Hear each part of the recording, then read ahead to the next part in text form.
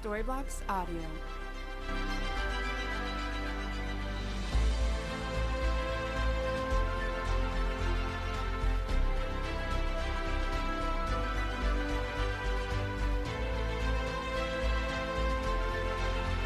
Storyblocks Audio.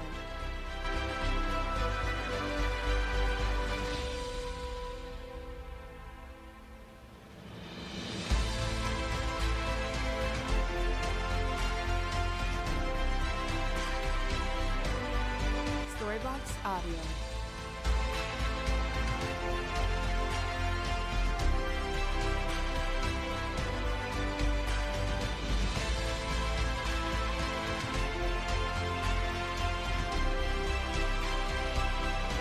Storyblocks Audio.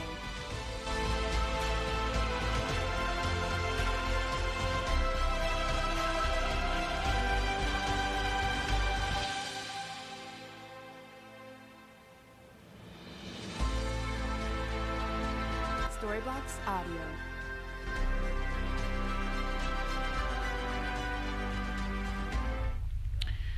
We are ready. All right. I want to first of all welcome you guys. Thank you for coming. Mike, thank you for being here. And we're going to have a good time. You ready, Leon? Yes, sir. So I really am excited about what I do, guys, because what I do is something that I've dreamt of doing for years. What I'm about to share with you guys in the next few hours, in the next couple of hours, is something that I can do with no notes. I can do it off the top of my head, because this is what I've learned. This is what I've learned about life change, success, and overcoming in life. That's what I wanted to do when way back then, right? When I was a loser drug addict in prison, and I didn't know how to change my life. I wanted to know, how do you change your life? How do you do that? I believe in God. I gave my life to Jesus. You know, I know the scriptures. I pray, but I didn't know how to change. And that's what this class is all about. That's what this seminar is all about. We call it believing in the impossible. And I came to that conclusion because so many of us wind up in this place in life, right? Where we're in an impossible situation. I tell people all the time. I went to the parole office yesterday, and I told them the time and the place will come. Maybe it's here now, that you will have to, if you want to succeed, if you want to change, if you want something better in life, you're going to have to believe in the impossible. You're going to have to. Because sometimes life is going to hit you like you never thought it would. And you're going to have to make a choice.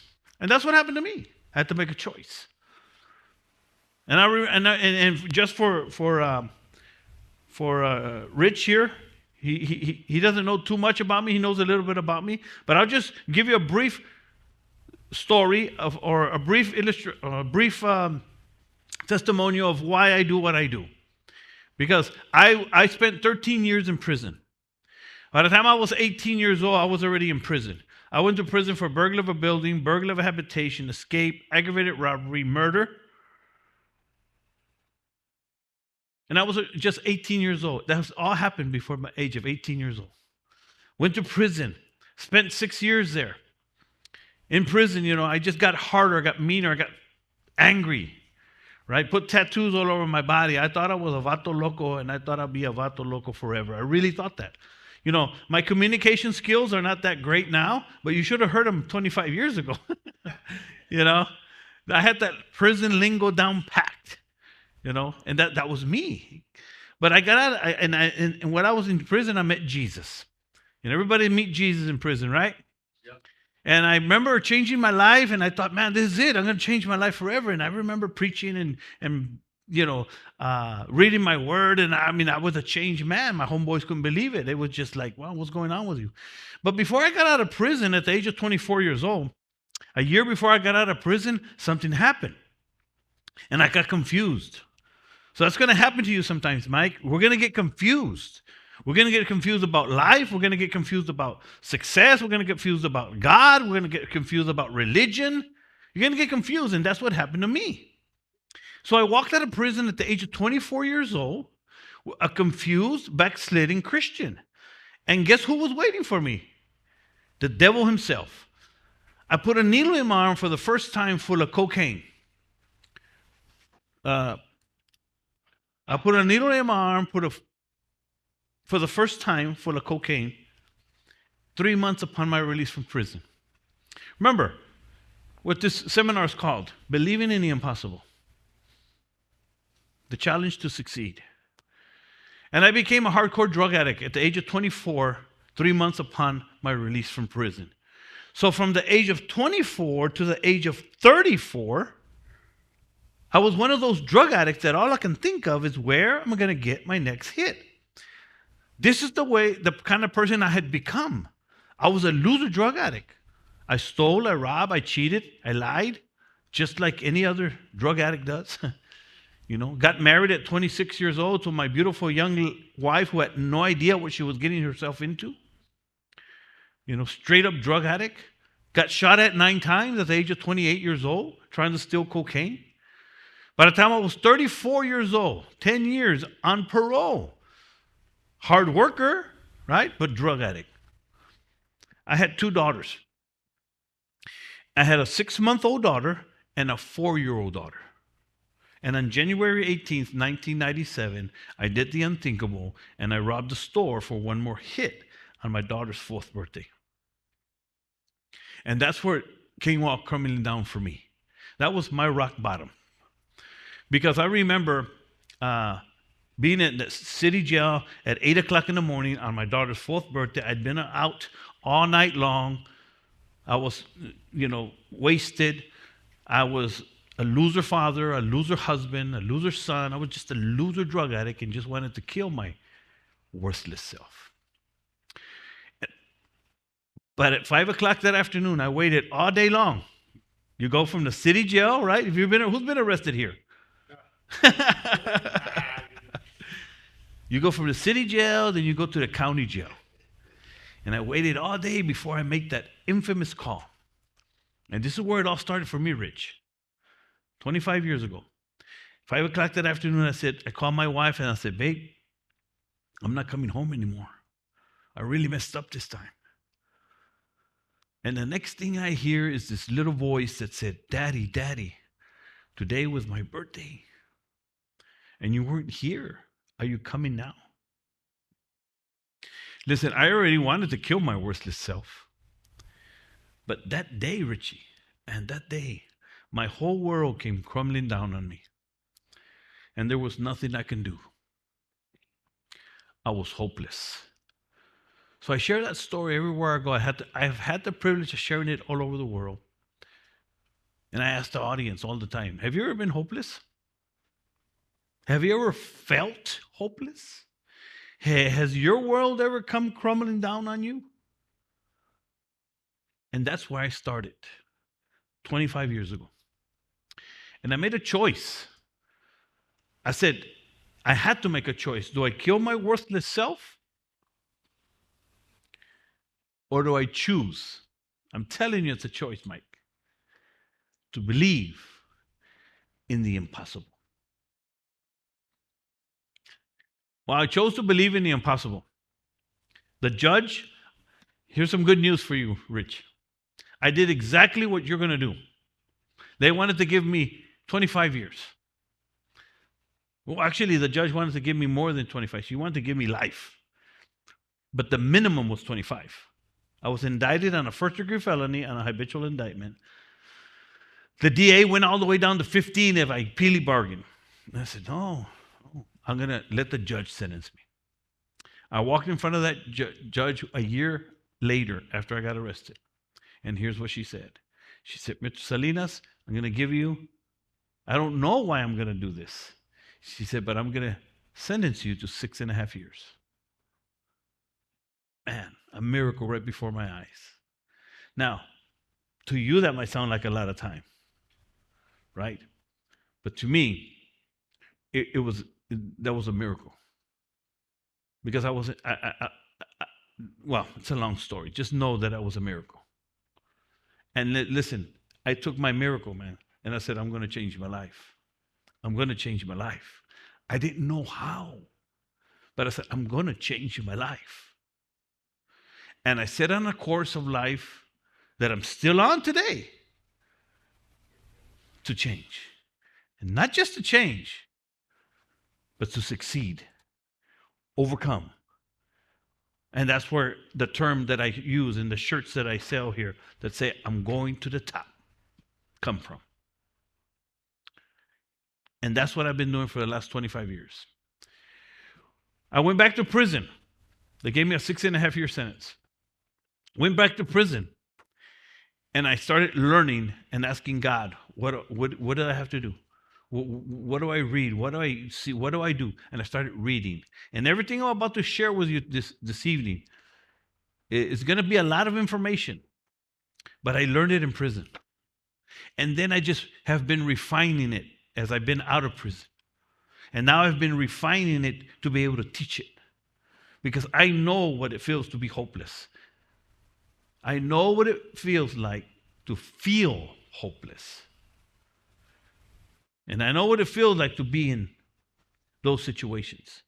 But the good news is there's not only is there hope for your situation, but there's hope for your future, for your life, for a better life. And as I share all the time here, if you want to change your life, right? Because if you want to change your life, you've come to the right place.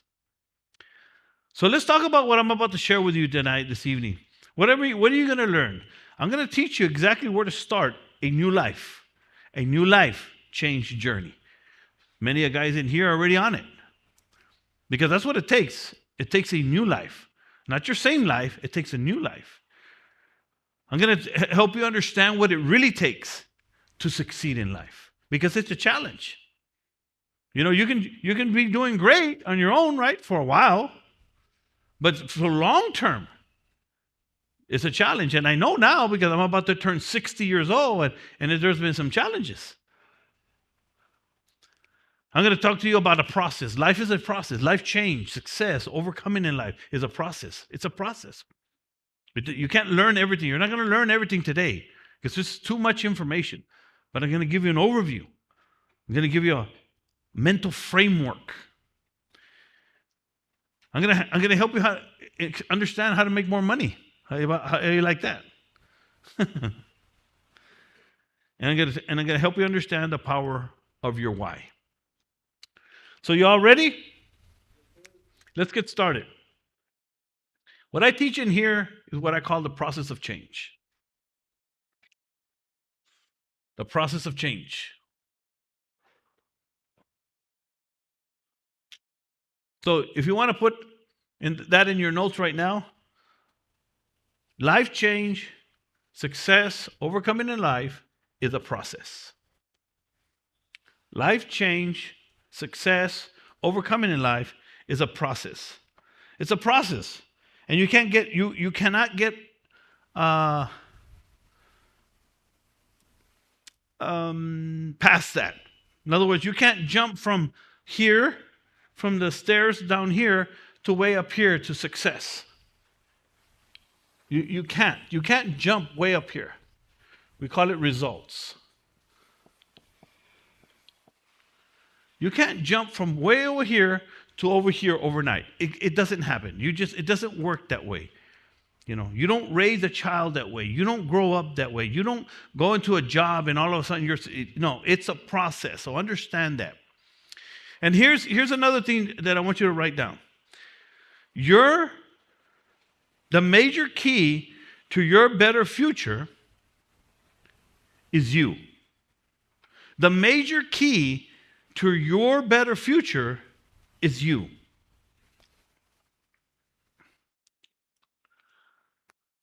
The major key to your better future is you.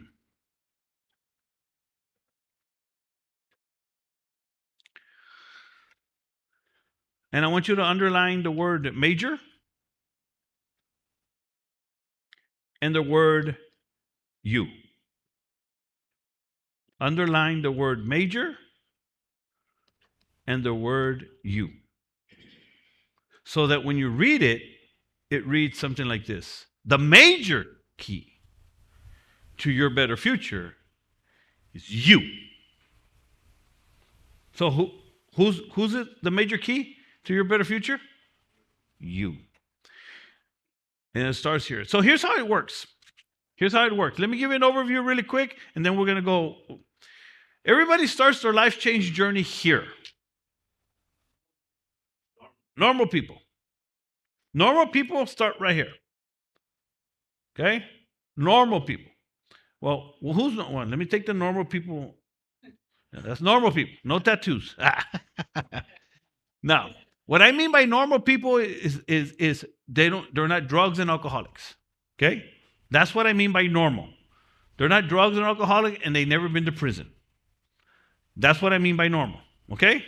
And they start their little life journey, and you start, you get a job, you start moving forward, get a house, right? You start moving forward. Normal people. But people like us, or like people that have been in prison and that just got out, start right here, down here, in a hole. I'm not talking about in prison. I'm talking about after you get out. You're in a hole. Like you might find yourself in a hole right now, right? Because we dig ourselves a hole, regardless of how it got dig, accidentally, they stopped you. It doesn't matter, but you're in a hole. People relapse, people get back on drugs, lose their family, just whatever. But now you're in a hole. So now you have to get out of that hole so you can start. But now you know where to start. So it's a little bit harder when you get yourself in a hole. So the key, or the only solution to that, is what you're doing. Stop digging. Stop digging the wrong way. You're here now. You want to do better now. You don't just want to do it for now. You want to do it forever. That's called desire. It's called desire. That's the first steps to success. What do I mean by that? Desire is the first step to success. Desire means that you really want to. Desire means that you want to do it, not just, I wish, I hope, yeah. No. Something that's inside of you that says, I want to change my life. And I'll do anything. That's what I mean by this. This is where it starts. The idea. Let me read this real quick.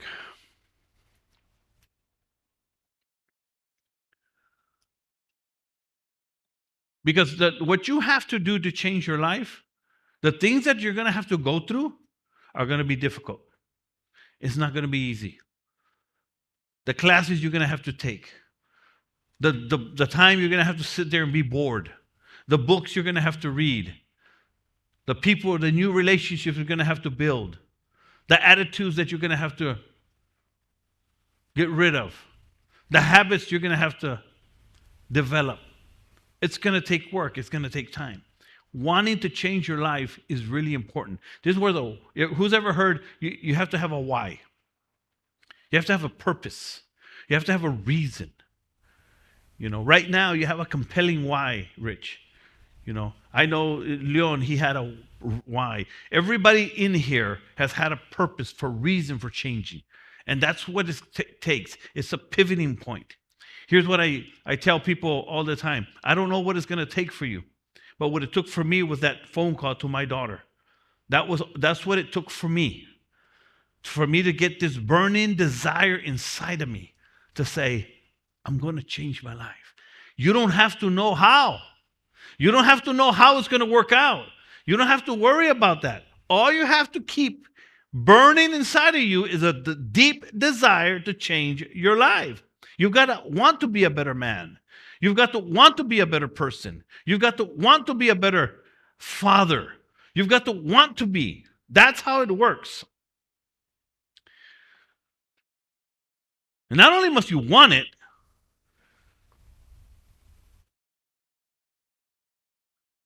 not only must you want to create a better life for yourself, but you're going to want it bad enough. Eric Thomas says, when you want success more than you want to breathe, then you'll succeed. Does that make sense? That's where it all starts. Desire.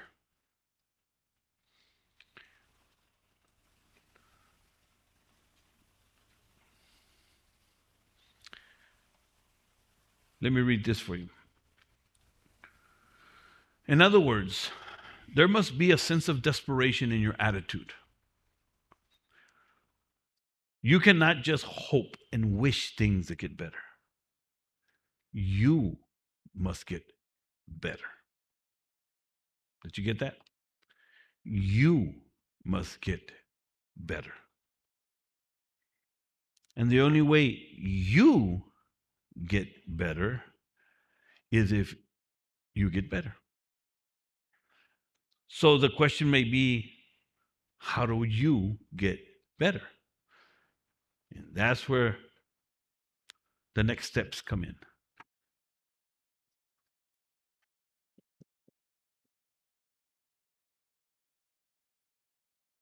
The second key is faith. Faith is going to play a major part in your success. Faith. Believing for something that you don't have yet, right? Faith.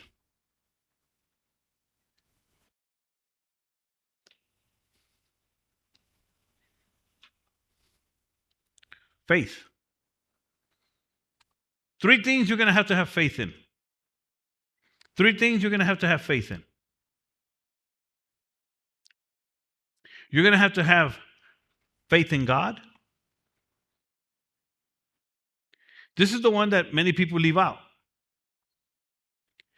I believe you need Jesus Christ. That's what I did. And that day when I called my wife, told her I'm not coming home no more, heard my daughter, I had already bowed my knee to Jesus. I wasn't afraid of going to prison.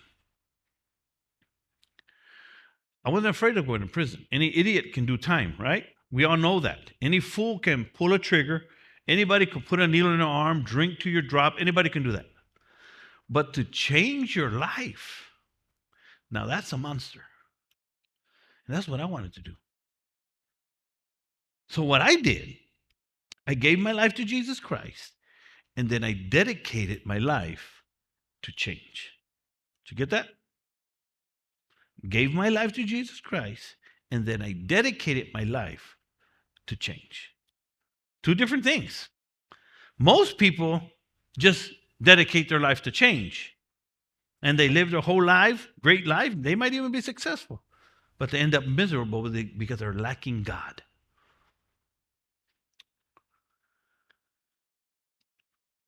So you're going to have faith in God. Second,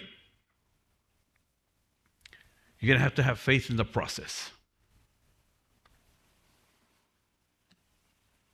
Faith in the process. Meaning, you still have to go to work. You get up every morning, you do whatever you're going to do. You still have to go take care of your daughter. You still have to do what you have to do, right? But you have to just keep on doing the right thing and just know that it's going to take time. It's a process. That's how you did it the first time, right? You just started doing the right thing. It's a process. Life change is a process. Part of the process is learning.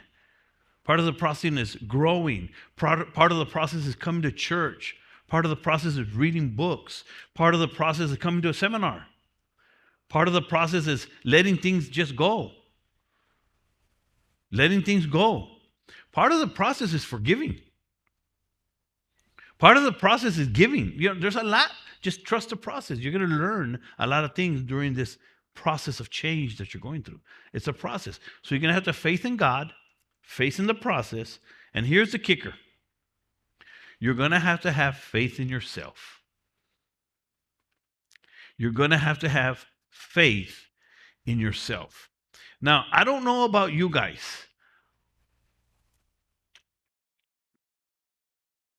I had a certain amount of confidence in myself, but I forced myself to believe because I was a very, had very low self esteem. I personally had very low self esteem. You might not think that now, right? You might look at me today and say, man, it's full of confidence, evangelist, travels the world. No, but I didn't. Here's my secret. And this is the secret of so many successful people. Because my inferiority, is that the correct word? I felt inferior. I felt less than. I didn't deserve because of what I've done, because of all the messed up, the life I lived, hurting my family, stealing from my own family because of my drug addiction, because of everything I had ever done. It really worked on me. I didn't walk out of prison to the age of 40. 40 years old. Think about that for a minute. And I just forced myself to believe that I could. That's where believing in impossible comes from. This is not just a tagline. It's I know it's real. You have to force yourself to believe. You have to psych yourself out. You have to have faith in yourself. The Bible says that faith is the substance. It's a substance. It's something. Faith is something. But what is it? A substance of things hoped for something better, like you're hoping for something better. It says it's the evidence of things not seen. Faith is believing in something that you don't have yet, right? So then, even if you don't have self-confidence, believe that you can, that you have it. Act. This is where the term fake it till you make it comes in, right? You force yourself. In the Bible, the whole idea of faith, church, religion, Christianity revolves around faith, because we don't walk by sight, we walk by faith. This is how you do it. This is another part of the piece of the puzzle of life and success in life. Faith. Faith in God, faith in the process, and faith in yourself. So, any questions so far? Anybody have any questions? No? So, what time is it? It's going to be 6.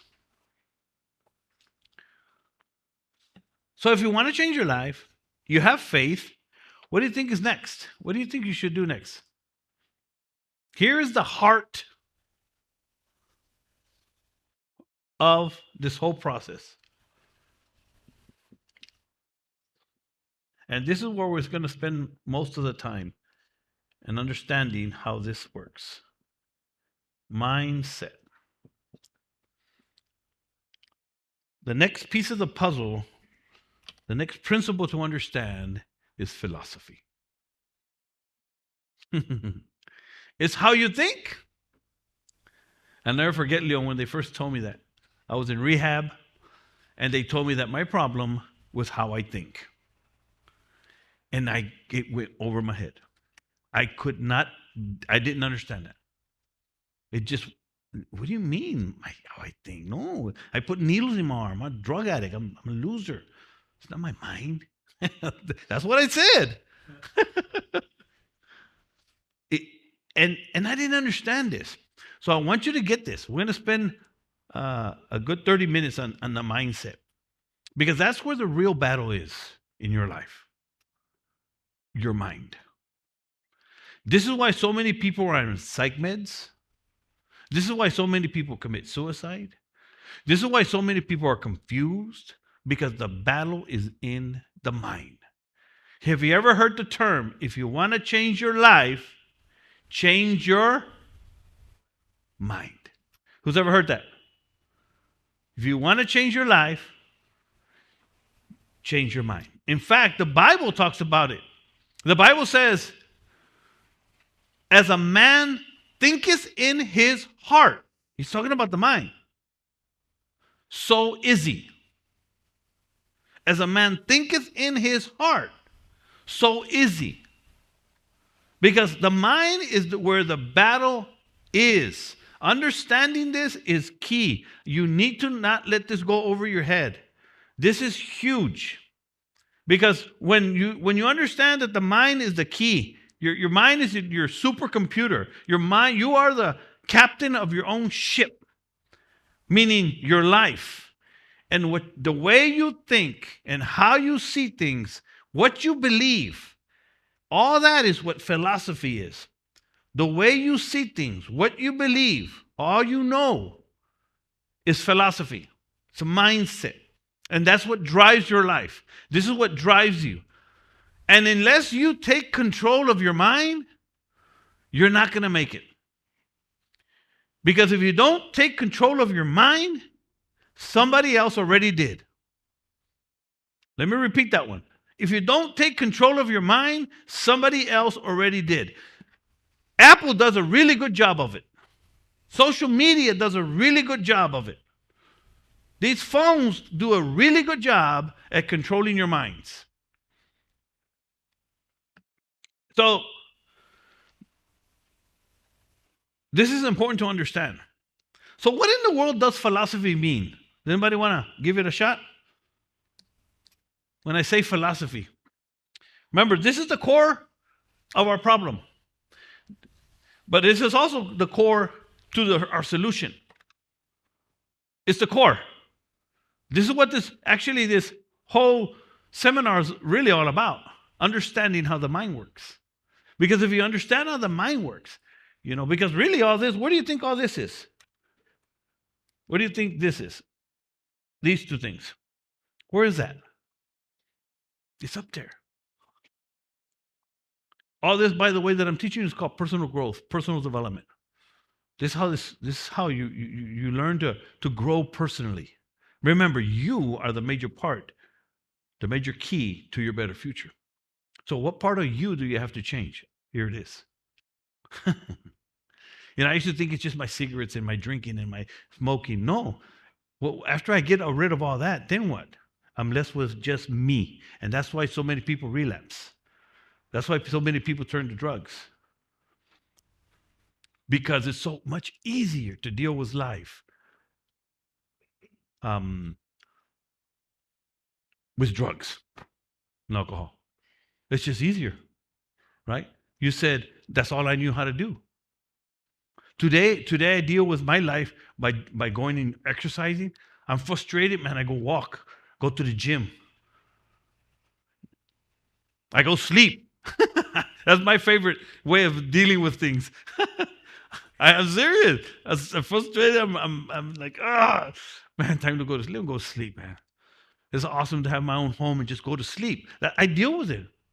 I have my wife, that's how I deal with things. And doing this right here helps me deal with things. Just teaching a few things that I know. It's your mind. Philosophy has to do with, it's a system of thought. It's a way of thinking. That's all it is. Listen to this. It's theory or beliefs held by a person. Theories or beliefs held by a person that act as a guiding principle for behavior. That's philosophy. So it's the brain of your life. It's just leading. You ever heard people when they're unconscious or something happens to them, they're not dead, but they're brain dead, right? Because the mind is gone. And I think there's a lot of brain dead people.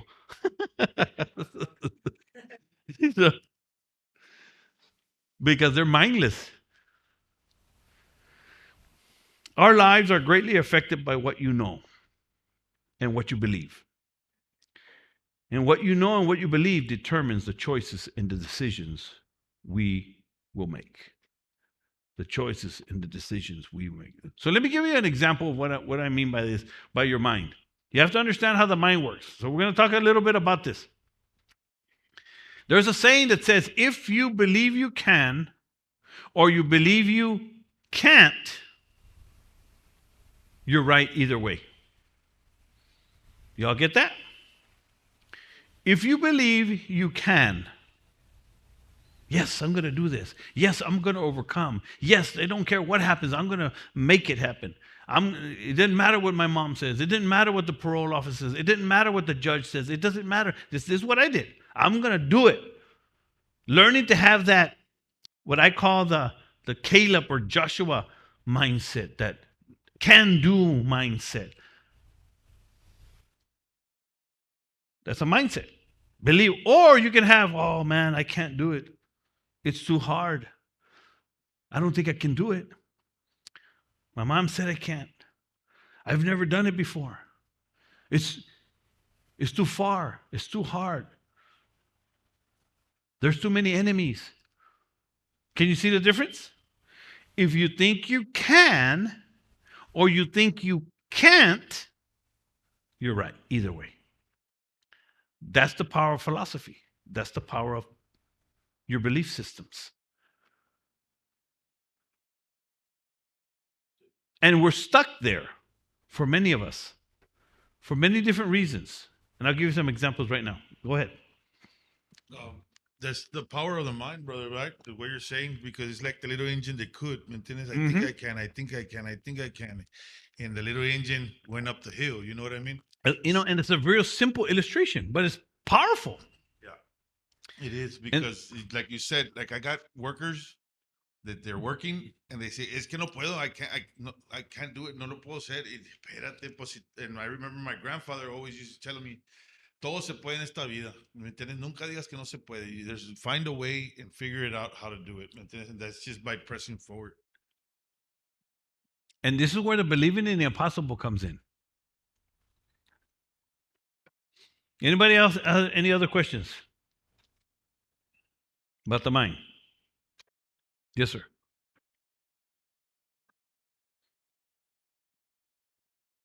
Why is it that, like, when usually, like, my dad would tell me to do something that I don't know, how come, like, instead of me trying it, I'm usually one to just say, you know what, I can't do it. Like, instead of me having the can do mindset, I'm just trying to change from the I can't to I can. But for me, I feel like my mind is sometimes it's hard for me, and that's why I'm here, is just to learn how to turn out the I can't and then turn it to I can. That's huge. That is a huge question. So let me help you understand it. This is why what you just said is the reason why so many people fail. So I think this is a perfect time to read what I'm about to read to you. And I brought one for each one of you. It's called The Challenge to Succeed. Nope, that's mine. Ah, pues ten.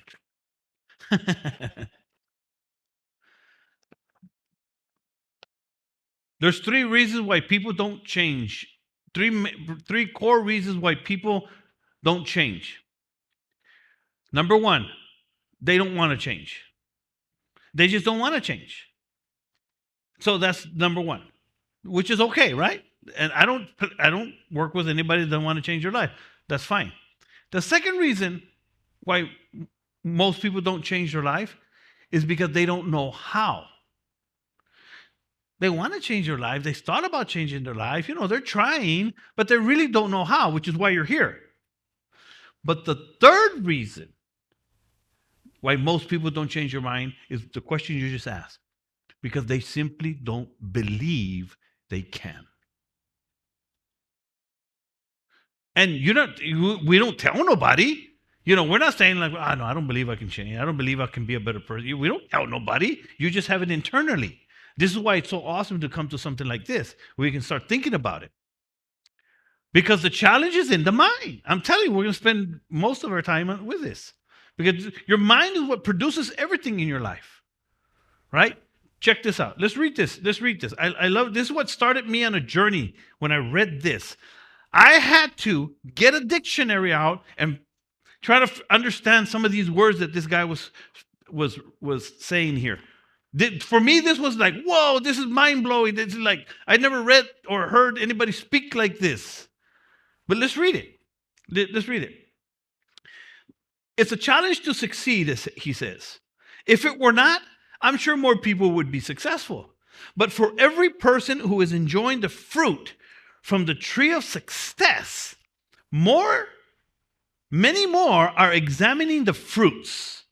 They are trying to figure it all out. They are mystified and perplexed by what seems to be some strange and complex and elusive secret that must be found if success is to be enjoyed. While most people spend most of their lives struggling to earn a living, a much smaller number seem to have everything going their way. Instead of just earning a living, this smaller group is busily engaged,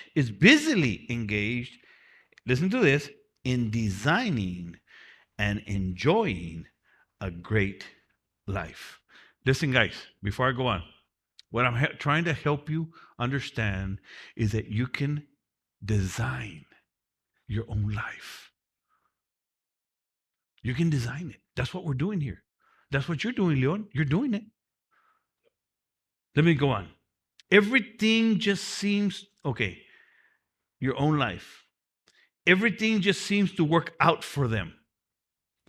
While the much larger group sits in awe at how life can be so unfair, complicated, and unjust. The man says, I'm a nice person, the man says to himself.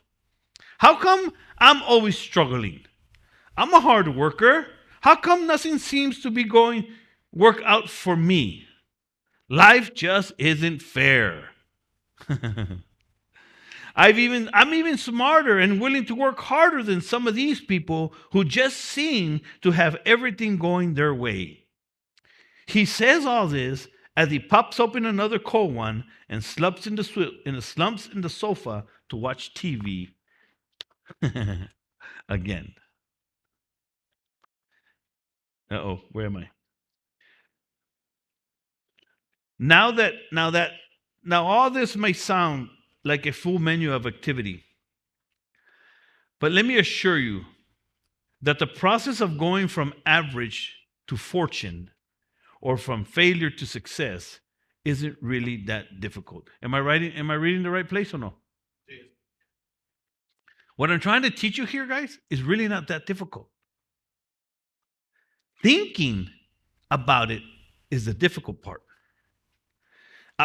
Anticipating all the effort and the changes and the disciplines is far worse in the mind than in reality. I can promise you that the challenges you'll meet on the road to success are far less difficult to deal with than the struggles and the disappointments that come with being average. Confronting and overcoming challenges is an exhilarating experience, he says. It does something to feed the soul and the mind. It makes you more than you were before. It strengthens the mental muscles and enables you to become better prepared for the next challenge. I'd like for you to discover what you can do with your life. Why not make it an adventure in achievement? That one right there caught me. I said, man, I like that. Why not make it, my life, an adventure in achievement? Why not discover what all you can do and what all you can have? Why not discover how many others you can help, and in the process, how that can help you? Why not take the challenge to succeed? Isn't that powerful? And this is exactly what I'm doing in my life. I'm doing this. I'm seeing how far I can go, how many people I can help, how much money I can make. Listen, you have to understand, I started from nothing. In fact, I started way down there. I'm in the deeper hole. And I'm telling you, I know this is hard to grasp, but this is how I did it. I found my desire, my why. I put my faith in God, in myself, and in the process. And I started changing the way I thought. It's a process. So, any questions here? Because I'm going to give you a challenge. Daniel, you can go ahead and text, let her know. We're going to have look, we're going to go on for another 45 minutes, and then we're going to have a break. All right? You learning something so far?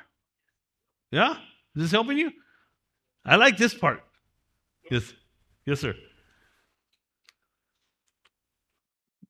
I was listening to you when you said that you hit rock bottom. Was because I did 4 tours, to prison, Yeah. and I hit rock bottom every time, brother. But the and the world came crumbling down on me, several times. Yep. And I always came out and I rebuilt. ¿Me entiendes? I rebuilt and and I was good.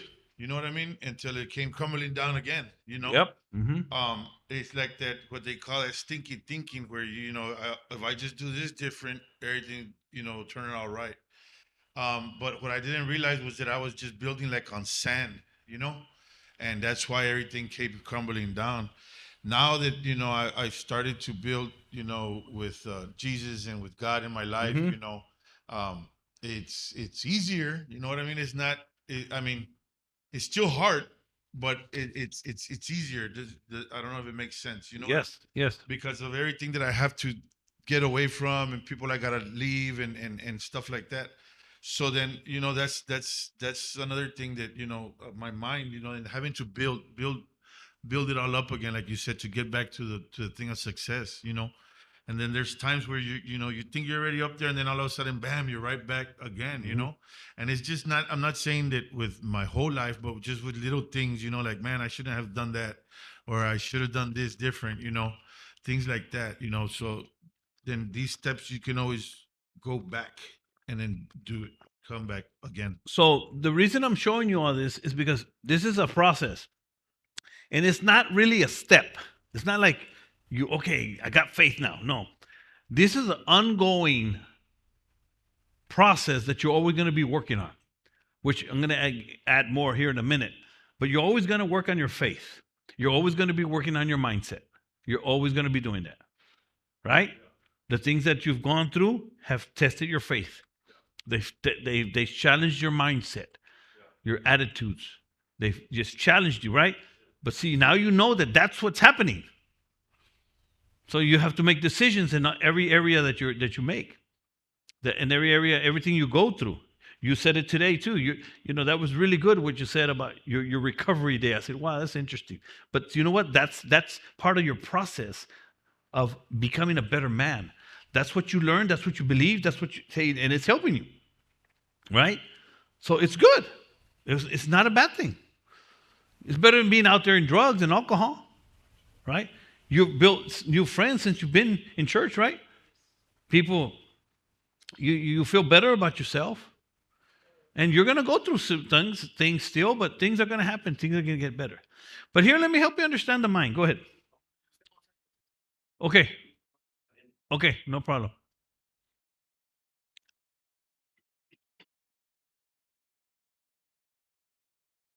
La La Land. Vamos para La La Land. Those of you who are watching, thank you for watching. I appreciate your time. Hopefully, you guys are learning a lot. I spent a lot of time there. Yeah? Yeah?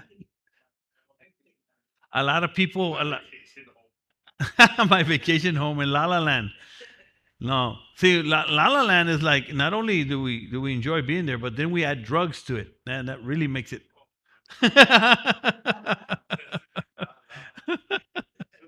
Starts. All right, guys. So let's talk about this for a minute. We're going to talk about how the mind works. So you understand, this is going to really help you. Why? Because I'm going to answer the question that I don't want you to think that I forgot about your question about why you, in other words, your default mode is, nah, that's not me. I can't do it. That's your default mode. Your fears, your belief system is, your default is negative, right? I'm going to show you why. So here's why. This is the mind. Did you know that 95% of what you do in life is habitual? 95% of everything you do in life is habitual. What do I mean by that?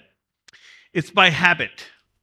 In other words, from the moment you wake up in the morning to the time you go to bed, everything you do, and in case you didn't know this, by the way, your mind is designed to keep you alive, not to make you happy. Let me repeat that. Your mind is designed to keep you alive, not to keep you happy. Okay? This is why people feel, they think there's something wrong with them because they're not happy. Or your mind is not designed to make you happy. That's a huge little nugget that you need to get. You're not happy because you don't know how to be happy. Not because of your mind.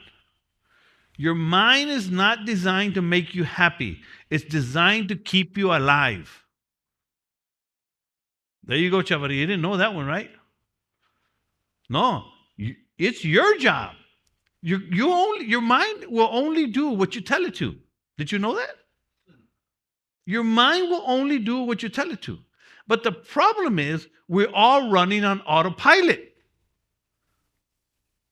And what we already trained our mind to believe, like, no, I can't do that. No, that's too hard. Nah, people's not going to believe me. Now, that way of thinking is your default.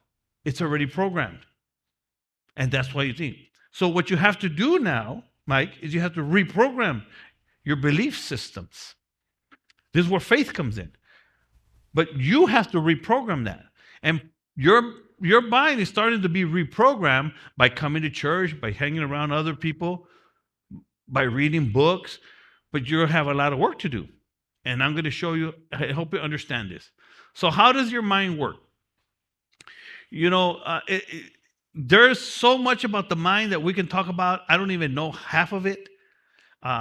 Research is done all the time. Psychologists, psychiatrists, mind surgeons. It's been amazing, the research that's done on the mind and how it works. But you need to understand at least this basic idea of the mind so that you can start changing it. Because you can change it. Did you know that? You can change the way you think. And if you change the way you think, guess what's going to happen? You're going to change your life. You're going to become more confident. You're going to become more, less fearful. This is what's going to happen. So, did you know that 95% of everything you do is habitual? In other words, you've been trained to do this. I have grandkids. And now I can see it. Everything I'm sharing with you, I learned it. I read it in books. I heard it in seminars. But now, as I'm, because I was a loser drug addict, I didn't really raise my kids. My wife did. See what I'm saying? I didn't know that a child had, in the first year, they were going to learn all these things. First they learn how to see their hands. Then they pick up their feet. Babies. And at 6 months, they have to be doing something. At 8 months, I didn't know all that. My wife, my daughter said, no, well, now she's about a year old, so now she has to start doing this. I didn't know nothing of that. My point is, the baby, we're all born the same. Naked, scared, and ignorant. All of us. We're all born the same. Naked, scared, and ignorant. Ignorant meaning we know nothing. And the day that we were popped into this world, your mind started sucking up information. And the way we did that is through our hearing, our seeing, and our senses. And that's how babies start growing. And it's amazing to watch. And that's how we all did it. It's amazing to watch. And that's why we as parents, we're teaching our children how to do certain things, right? Like I've been teaching my granddaughter, she's learning to walk and she's walking, and the others, they're learning to say words. Another one's learning to pick up. They're all learning and learning. And it's amazing that they learn so quickly. Cool. That's how you learn. This is what I mean by everything you do in life is habitual. Because like you're walking, right? You're not thinking of saying, okay, let me look at every step. You're not thinking about it, right? You're just walking. You're just moving. You just scratch your head. You just everything. It's just automatic based on everything you've learned. Now that's one part of it. The second part of it is that, okay, well, I went ahead of myself. First, let me help you understand the mind. Here's the mind. The mind is in two basic parts. Subconscious, right? And the conscious. Who can tell me the difference? One is stored in the back of your head, and then the other one is your thoughts right now. Yes, there you go. No, tell me. Because it needs to record. So subconscious is what's in the back of your head, like your memories, your thoughts, and then the conscious is what you're aware of at the moment. That's correct. That's exactly right. Okay. So your subconscious is your storehouse. That's where we have stored everything we've ever heard, everything we've ever seen, everything we've ever experienced, everything we've ever felt. It's stored right here. Everything. Some things you'll forget, but it's still there. Who's ever thought that some thought just comes to your mind and you thought, like, why in the world did that come? Why am I thinking that? Because it's in your subconscious. Let me help you understand your subconscious. Here you go. Watch. I'm going to help you understand your subconscious. Where did you go to school in junior high? So what just happened? You weren't thinking of that. You weren't thinking of the school. And all of a sudden, boom, it jumped right in. That's your subconscious. What was the name of your best friend in high school? You see how that mind works? That's the subconscious. When the first time you had sex? Uh-oh. Let me really think about that one. No, but you see, if you start thinking, this is why teachers, when they're teaching you, they start think. Because it's there. You have to start thinking. You have to start using your head. You ever heard that term? Use your head. In other words, think. Listen, guys, I'm teaching you something that's profound. I mean, did people pay big bucks to learn this? I'm serious. I paid big bucks to learn this. All the books and videos I ever saw, I had a hard time understanding it. But this is it right here. So this is the storehouse of every thought, idea, knowledge, picture, everything you ever seen. It's right here. And it's 85 to 90% of your brain. In other words, it uses up most of your brain. Y'all get that? That's your subconscious. This is why I'm telling you that everything you do is habitual. 95% of what you do in life is habitual. You know, like the way we speak, the way we act, the way we see things, the way we move our hands, the way we drive, everything. So if you're used to making excuses, it's in the subconscious. If you don't believe you can, it's in the subconscious. Is every time you think negative, it's in the subconscious. And you have to force it. Let me give you an example.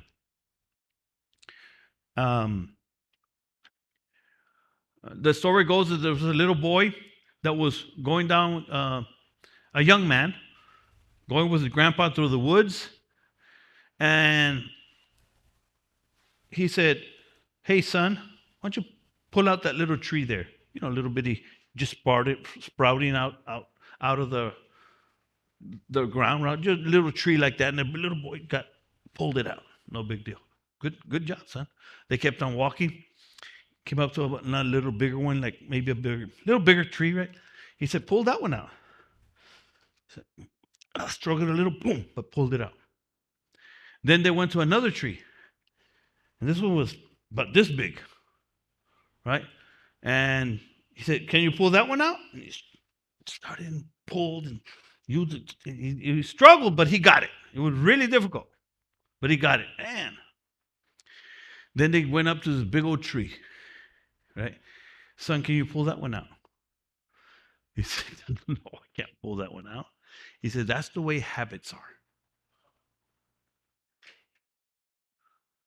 That's the way habits are. And that's how the mind works. You know, because we're so used to, you ever seen a tree leaning over? Why? Because when it was little, what? Like my mom and my abuela used to do, if people still do it, they put something to hold it. They put strings. You ever seen strings on a rope on a tree? You know what it's for?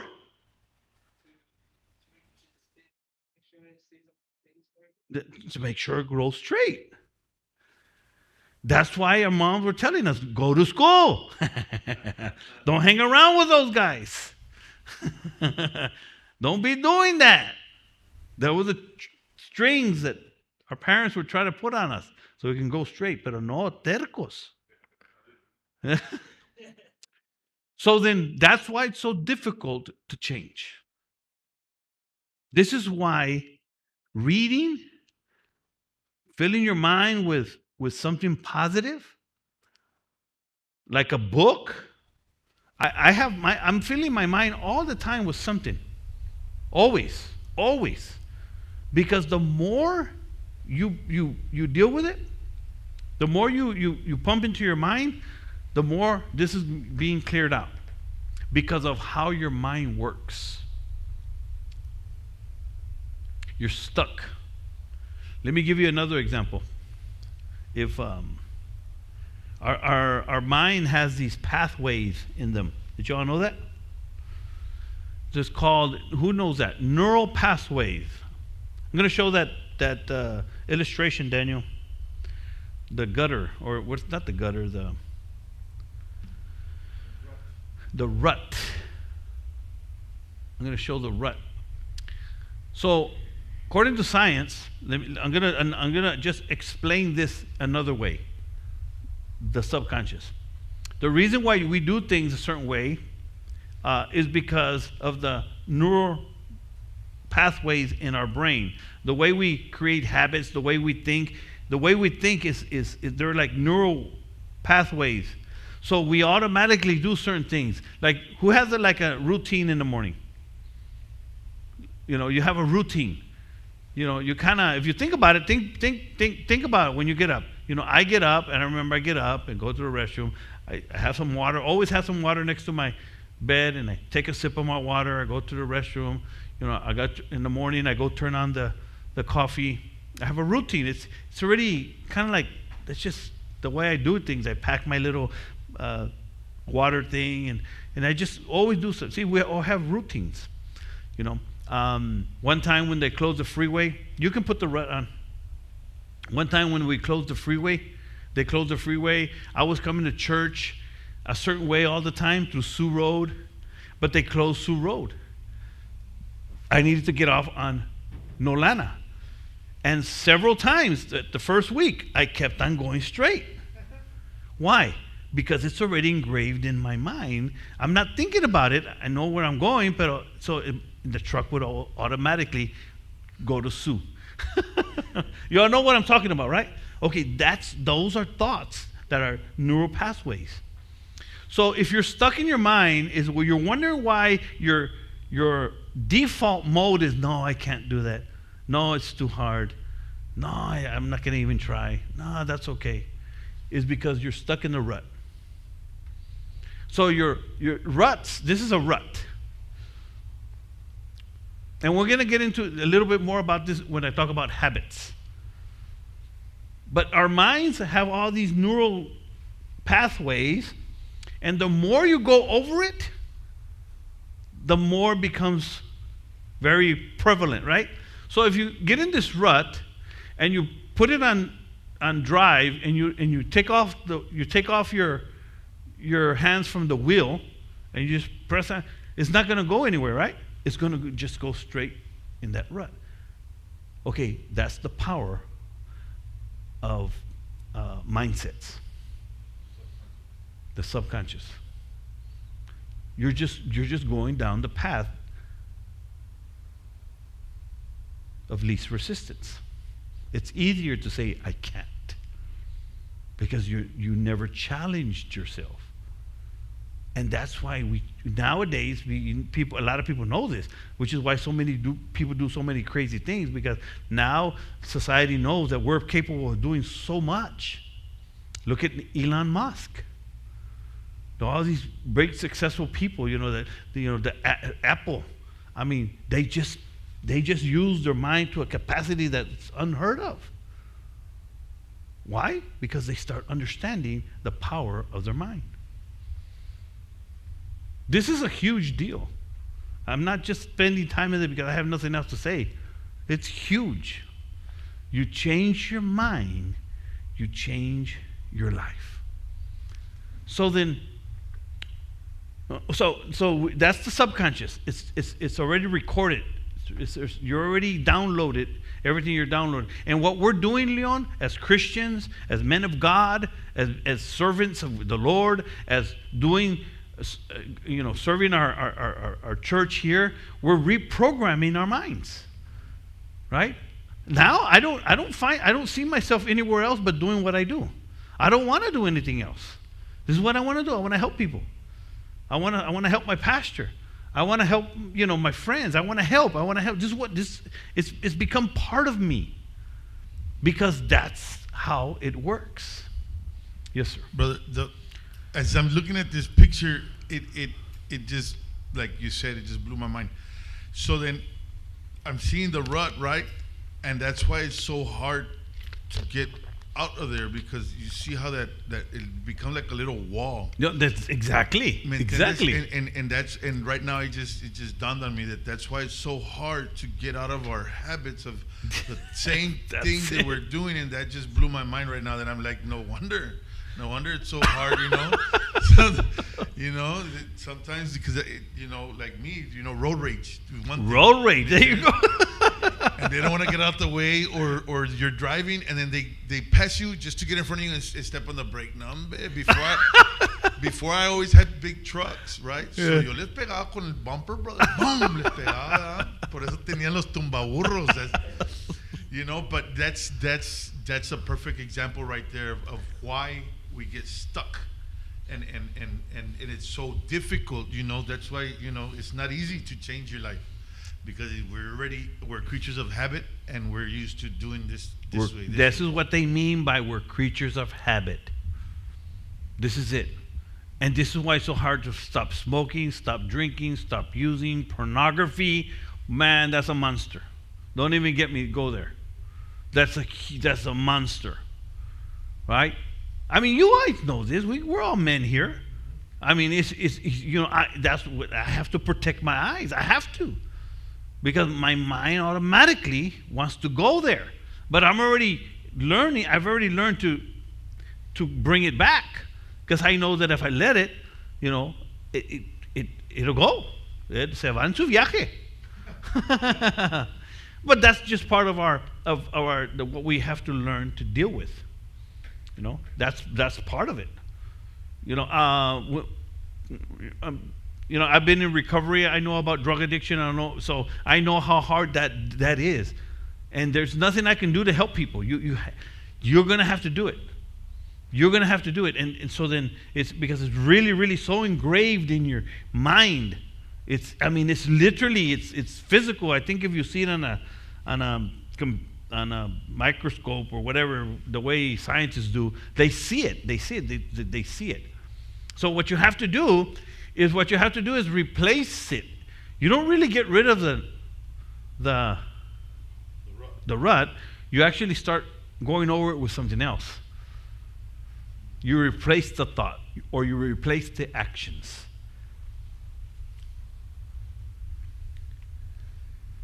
Everything you've ever learned is in the mind. And all this is what makes up your belief system, your philosophy, your subconscious. And everything you do, okay, so that was your subconscious, right? Your conscious is what we're doing right now. You're listening, you're hearing, you're analyzing, and everything you're analyzing is being analyzed through this. And you're realizing, wait a minute, that's why you just did what you just said. Because now it's making sense. Okay, this is what learning is all about. This is what's so powerful about this. And this is why we are the way we are, why we act the way we act, why we feel the way we feel. You have been pre-programmed and brainwashed and didn't even know it. So the bottom line is, and why this is so important to understand, what I just shared with you about the mind, those two, subconscious and conscious. Then if you are to recreate your life, then you must learn how to change the programming in your subconscious mind, which is called your mindset or your philosophy. Is powerful stuff? Yeah. So this should help you understand why your bad habits are so hard to break, like smoking and drinking and using drugs. Because part of your programming is based on repetition. So the more you do something, the more it becomes a habit, the more it becomes a rut. And the more you do something or hear something, and the more it becomes a part of your programming and habits. So let me help you understand this. Conscious versus subconscious mind. Well, no, never mind. I was gonna read something else, but so you all got that? Does that make any sense? So this is how the process of change works. And this is the core to your problem and the core to your solution. The mind. And there's so much to learn, guys, about this stuff. I'm just giving you an overview. And right now, when we end, I'm going to give you a recipe to how to just keep working this, everything that we're learning. Brother, this also brings into my mind, right now you got my mind going 1,000 miles an hour. Again, Leon? Again. But So, you know that I've never liked anybody to tell me what to do. ooh, okay. That's how come when they say, don't do drugs, I did drugs. Don't go drinking and driving. That's why I went and drink and drive. Don't do this and don't do that. And I said, I'm not going to listen to what anybody has to say, right? So then when I went to go get my license for this irrigator license, people kept telling me, you can't do it. You can't. You're an ex-con. You need years and years of college. You never went to, all these things that people say you can't do it or don't do that. You're not gonna pass the test, And I said, man, they're crazy, bro. What do they know? So I went and I took the test, right? And I passed the test. A lot of people don't pass the test the first time. It takes them 3 times. And if they go again the 4th and 5th time and they don't pass, they normally tell the people, you need to find another profession because this isn't for you. But the thing is that by people telling me don't do this and don't do that, I've used it for bad and I've used it for good. That's why when you said right now that your mind, it's either going to make you or it's going to break you. You know what I mean? Because at the same time that I was thinking, I can do this, like I just never pushed myself to do it. That's what brother was saying a little while ago, that why can't he get out of that, And I struggled the same way, brother. Like, why can't I went 4 times to prison, So I struggle with it a lot. Like, what do I have to do, or why this and why that? But my mind always saying, I'm not going to listen to what they're saying, and I'm going to do what I'm supposed to do, or what I want to do. Make me go get my license is what I'm trying to say. You know what I mean? Yeah. Like people saying that you can't do it, or that it's hard, or this and that. I didn't listen to what they were saying, and I went and I got it. And then now I've got business cards, brother. I'm gonna give you some. So promote here, but yeah. So I've never done something like that. You know, what people knew me for was for drugs. Right. Where to go for drugs? Hey, you need drugs? Go to Leon. Hey, Leon has it. He can get you whatever you want. He probably has it now. You know, and that's the way it was. Now people are calling me to check their sprinklers, to do backflow testing, to do these other things, you know what I mean? And that's what's really changed everything around, you know? Just knowing that my mind telling me, don't listen to what they're saying, you know, you can do whatever you want. You know, that's where that came from. Yeah, and part of what you're talking about is your lifestyle now. So which is part of the results that we're going to talk about here in a minute. Your lifestyle is different now, right? So people know you for different things now. And your lifestyle changes when you start changing all this. It's that simple. Your lifestyle changes when you start changing all this. So let me give you some key or recipe for changing your subconscious. Yeah, it's a 5-step process that I use, and I've been using it for years since I started. And by the way, I started this in prison 25 years ago. And let me throw this one in, and this is for everybody. What I'm teaching you, what I'm about to share with you, or what I'm sharing with you, it's changing your life. It's not easy. Okay? It's not easy. It can be a lonely road. It could be. Because it's a narrow road. The Bible teaches us that broad is the way, right? And wide is the gate that leads to destruction, right? Because doing anything you want to do is easy.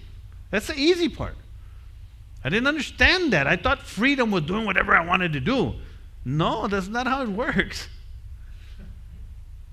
Freedom is learning to enjoy what you're supposed to do. That's freedom. So, the gate or the road or the path to destruction is wide. And that's where most people are going through. But success and happiness and freedom is a narrow road. It's narrow. And not only is that true, but it's biblical. Right? Straight is the way and narrow is the path that leads to life. So here's how you're going to do it. Number 1, the 5-step process to renewing the subconscious. The 5-step process to renewing the subconscious. Number 1, stop the input of the negative.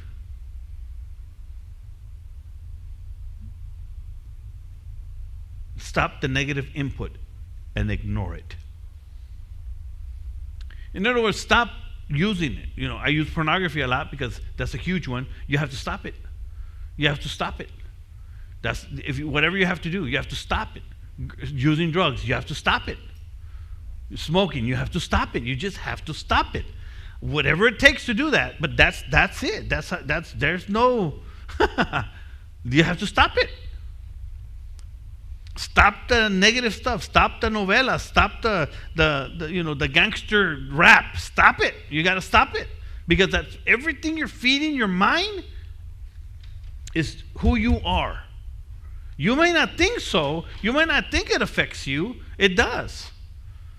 Your negative friends, you got to stop it. And by the way, let me give you that statistic. 95% of your friends who you call associations, 95% of all your associations, people who you call friends, 95% of them will determine your success or failure in life. I can't remember the way it says. 95% of your success or failure in life will depend on who your friends are. 95% of your success or failure in life. So let's put that to the test, Leon. I know where you come from. I know who you are. So you had a lot of friends and family in the drug dealing business. Yes. Okay. So all those, that was, you enjoyed that, right? Yeah. But where did it take you? To prison. It took you to prison. So it made who you are, right? And now, as you turned it around, the people you hang around with today Yeah. that let you in their house. Yeah. Tim Brown. Yeah. Yeah. Why? Because who you hang around now has bringing you where you're at today. Yes, exactly. Does that make sense? Yes, it sure does. Because now I'm starting to start a business. Like you. That you have business owner Tim. I hang around with Tim and you and Rudy and all these people that are business owners, and that's what That's why you're right.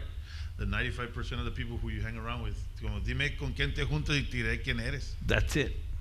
That's simple. So we have to stop the negative stuff, right? That's going into your eyes and your ears. So stop the negative input. Number 2, start feeding your mind the positive input. This is why we come to church. This is why we listen to Christian music. This is why we listen to motivational things instead of, gangster rap. This is why we listen to a book. You start feeding your mind.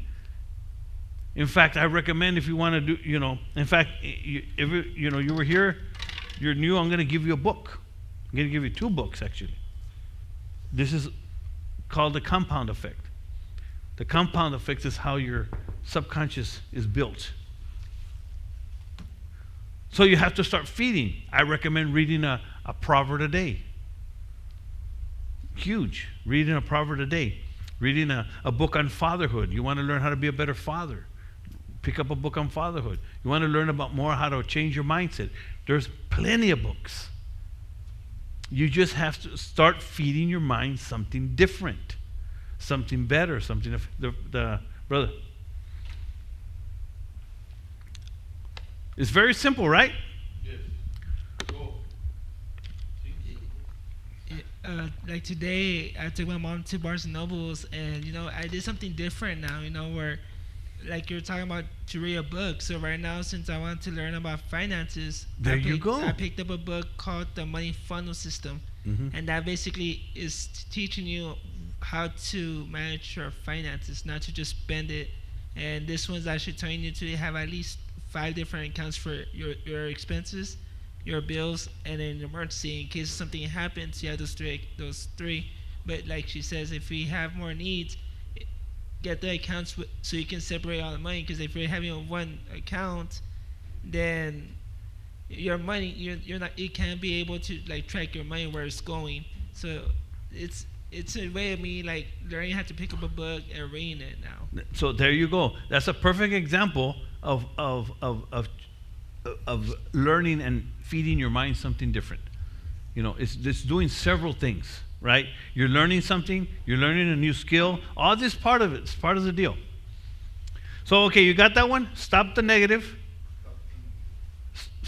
Start feeding the positive, right? Number 3, get involved. Get involved. Get involved in the church. Get involved in Choose the Change. Get involved in, another, whatever, somewhere. But get involved. Some people get involved in AA. Some people get involved in another church. Whatever it may be, but you need to get involved. The reason you need to get involved is because you need to start making new friends. You have to develop new relationships. Because remember, your friends are the ones that's going to make you or break you. Right? So somebody once told me, well, I don't have friends. I always hang around. I said, I think that's worse. You left to your own devices, you're going to go the wrong way, because we're naturally sinful people. We're naturally, for some reason, our mind leans negative. I don't know why, but it just leans to the negative. Okay? and I believe because it's biblical, because we're just sinners. We're just part of something that I left out. Part of our subconscious brainwash that we have, or subconscious, is because we're just born into sin. We're sinners, right? That's just part of it. So then, if you don't have friends, then you're naturally going to lean towards a negative, naturally. So then, that's why being involved is so important. Okay? So that's number 3. Number 4. Remember, I'm trying to help you understand how to change your mind, your subconscious. Number 4, give. Give. Not just money. But in fact, you don't even have to start with money, but start with effort. Skills. Give of your skills at your job. The reason you can become such a great, I know you do great at your job, right? Well, you didn't get there by doing nothing, right? You put a lot of effort into it. Okay, that's how it works. That's it. It's easy to go up if you just put effort into it.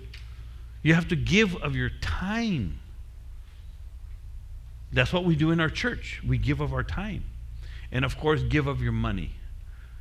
So you have to learn, your mind has to, because a lot of people don't want to give because we're so self-centered, which is another deal. There's so much to learn, guys. Because we're naturally self-centered. We just want everything for us. It's natural. It's natural. So we have to learn to give. So, and number 5. And you're going to have to pray. You're going to need prayer. You're going to have to learn to listen to that third voice. That third voice.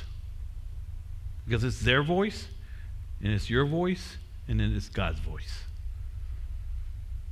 Because it's got the voices of this world, and they're crying, they are yelling loud. The voices of this world are enticing. The voices of this world will suck you in quick. Right? The voices of women.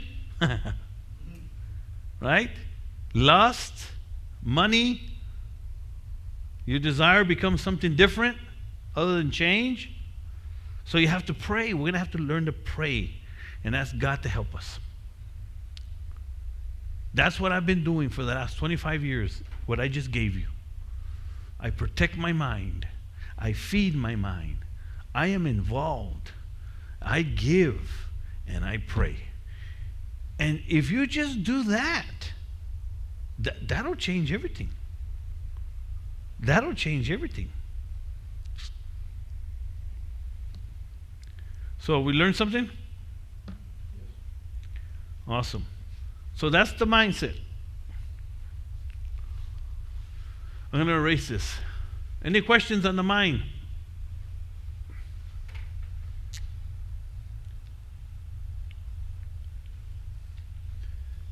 And I'm just going to go over these really quick here because we got some pizza coming in. All right. Woo!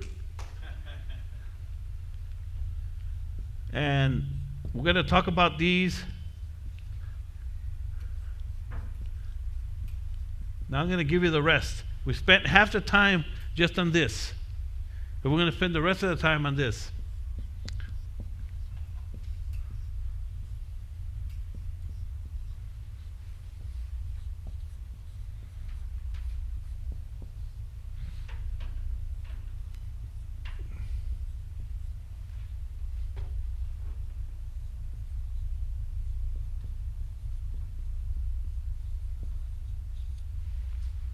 There you go.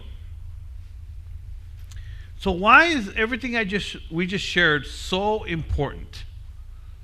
Let me tell you why. Because your mind produces attitudes and habits, right? Remember the rut? You have ruts of attitude. You have ruts of habits. And these two right here,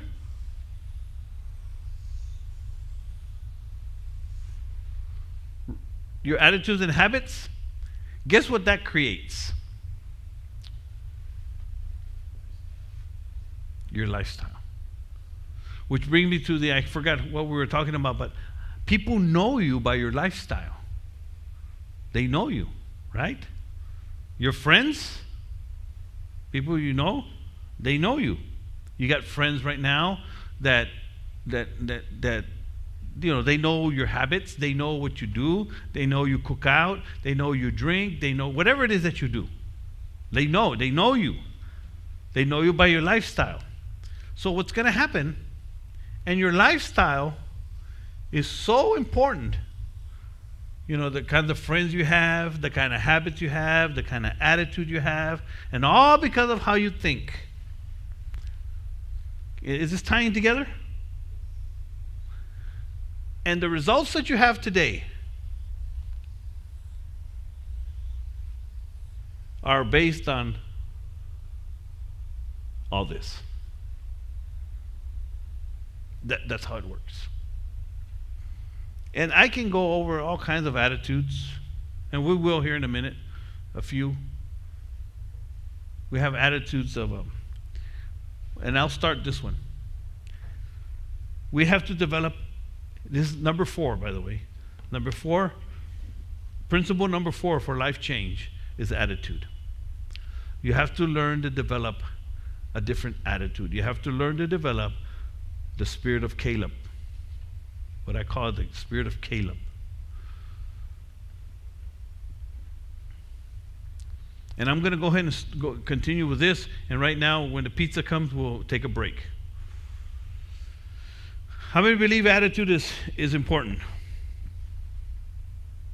Attitude is huge. Huge. It has been said that attitude is everything. Now, I don't know if attitude is everything, but everything just fell down. Oh man, this is crazy. Okay, that's all right. We're gonna make. I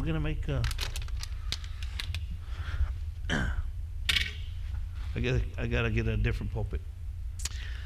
Now I don't know if attitude is everything, but what I do know is this: attitude affects every area of your life. Attitude affects every area of your life. Very simply put, having a good attitude can take you a long way in life. Having a good attitude can take you a long way. But check this out. Having a bad attitude will stop you in your tracks.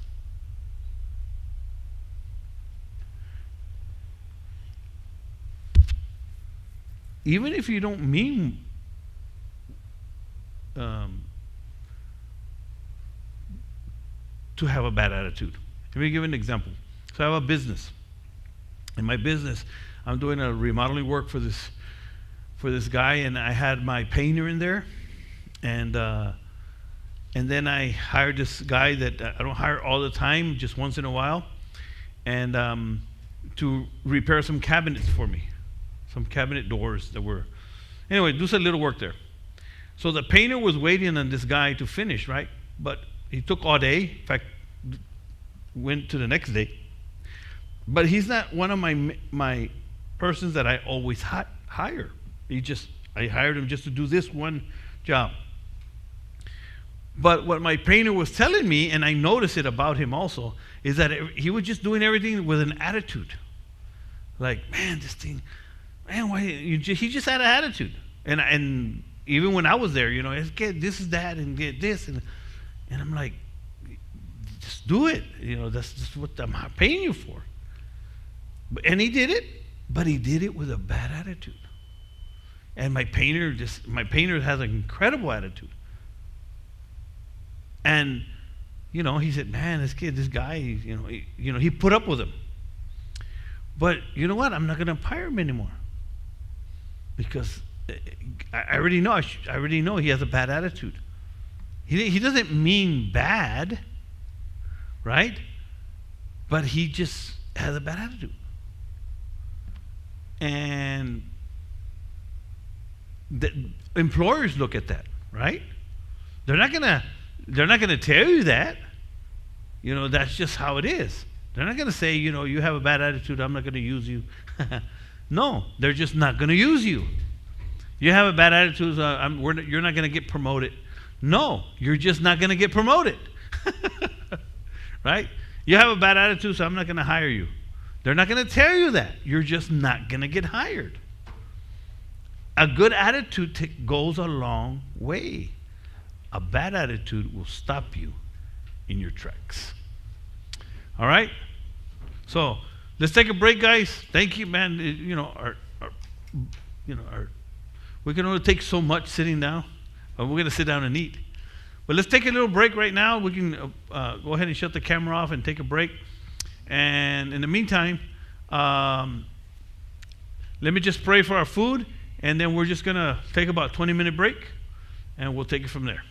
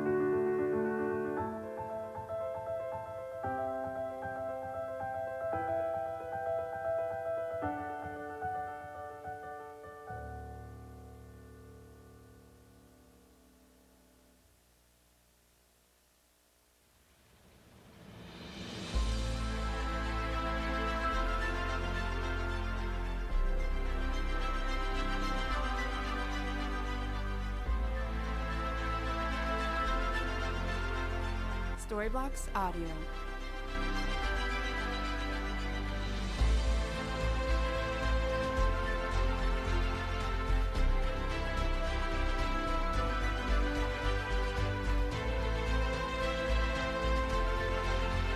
Storyblocks Audio.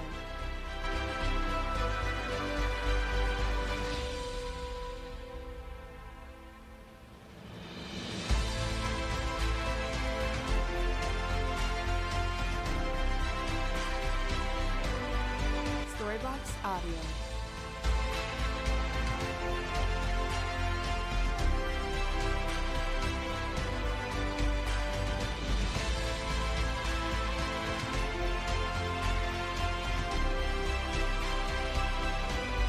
Storybox Audio.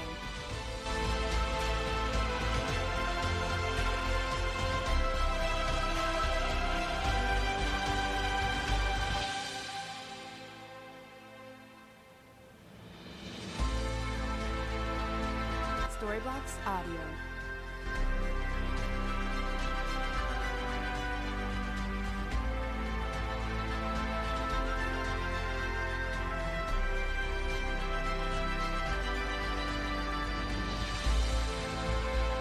Storybox Audio.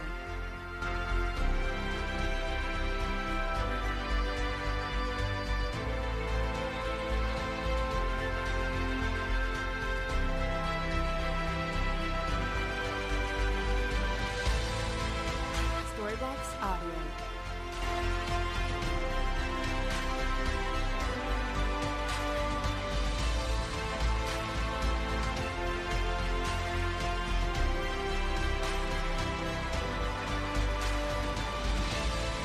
Storybox Audio.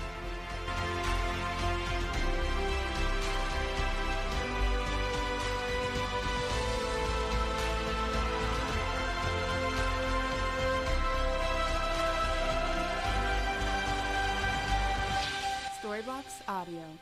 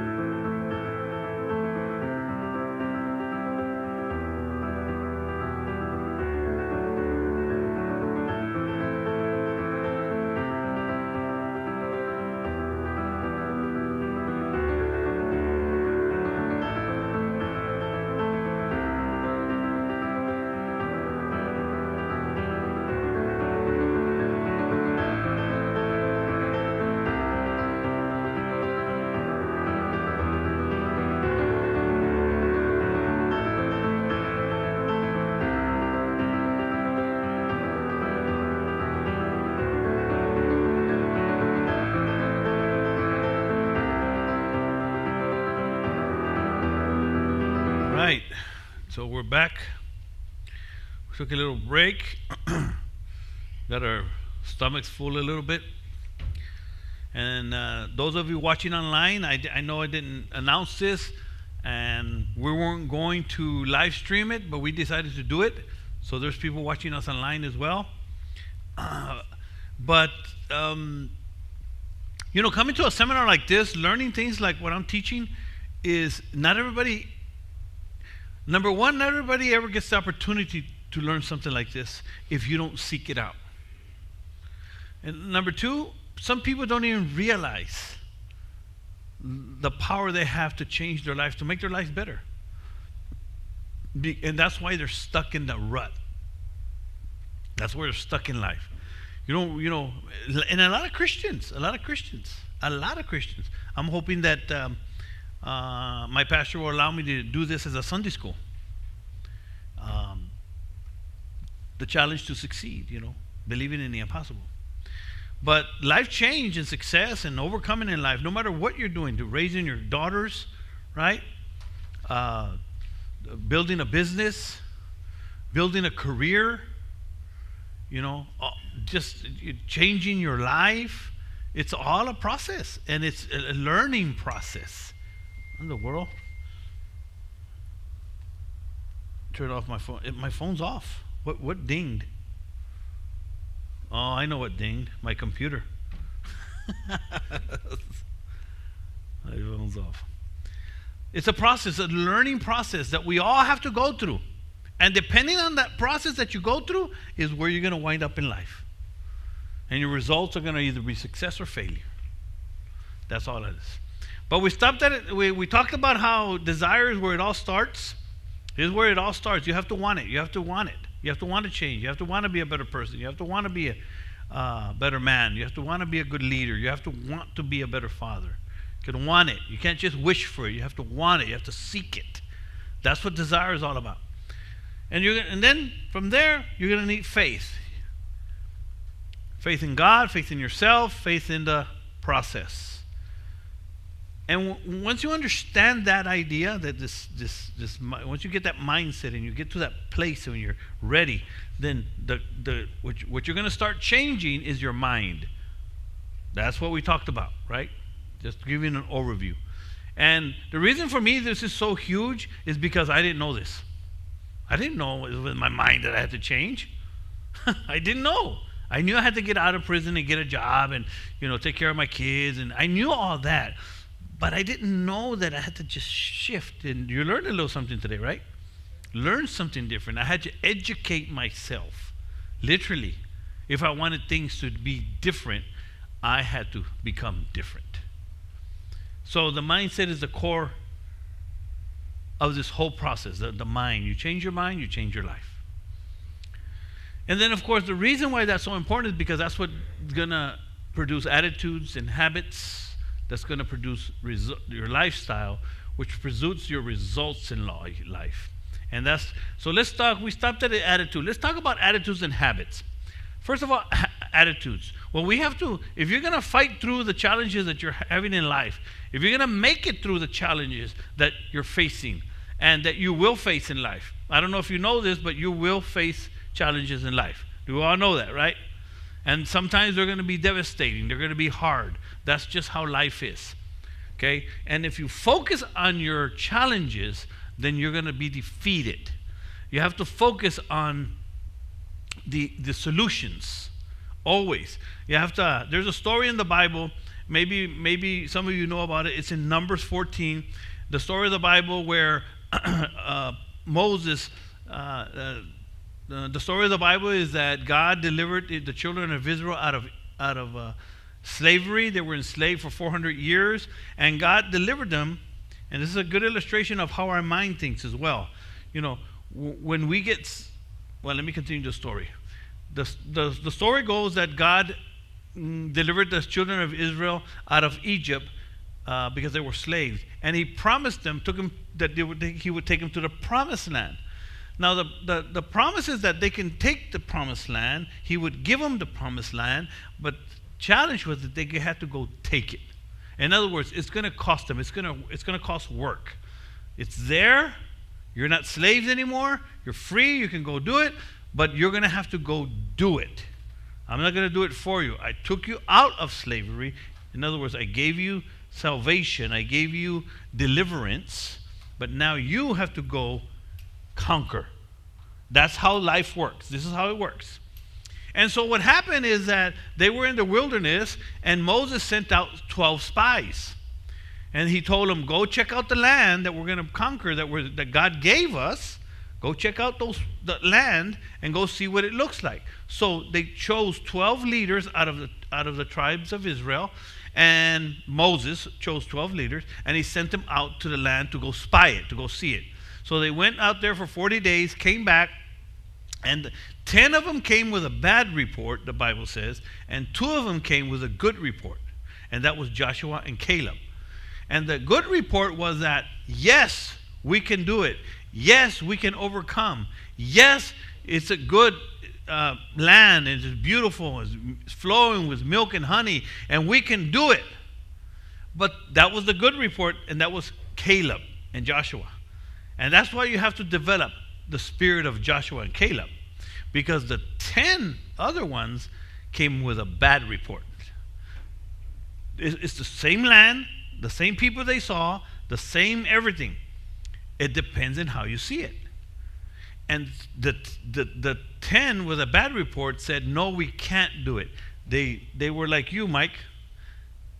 What did I say it was? Your default was, no, I can't. Okay, their default was, no, we can't. It's too hard. They're too big. It's too far. We can't do it.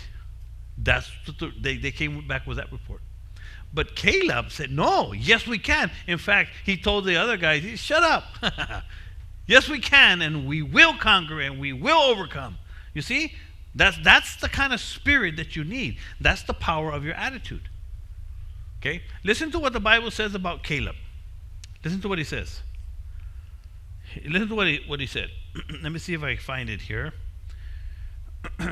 That's developing the can-do attitude. What happened to I know I had it here somewhere. Here it is. This is God talking about the children of Israel. And here's what he said. Here's what he said about Caleb.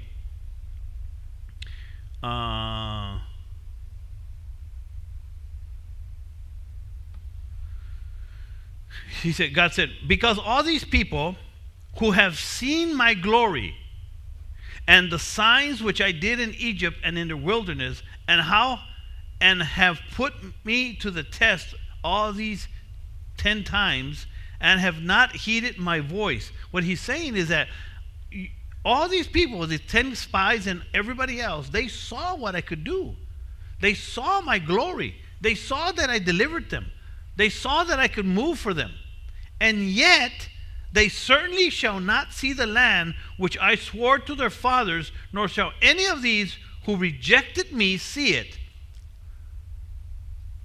But my servant Caleb, because he has a different spirit in him.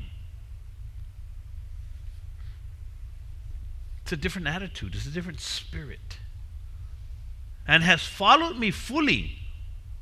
I will bring him into the land where he went, and his descendants shall inherit it as well. So that's what happens it happens at work, right? When people have a good attitude, a new guy in training, and they have a good attitude, and it's easy to work with, right? You know that they're going to be good. They're going to learn.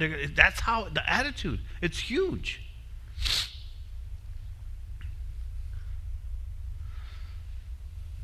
So the first thing I would like to share about attitude is a choice. It's a choice that you have to make to have a good attitude. You choose who you will want, how you want to feel. Sometimes you don't feel too good, so you force yourself, right? Sometimes I do not feel like getting up in the morning. I don't know about you, but I do not feel like getting up in the morning. That is not my favorite time of the day. I hate it, in fact. I do. Hey, some people are morning people. Who's ever heard that? Who's ever met morning people? Don't you just hate them?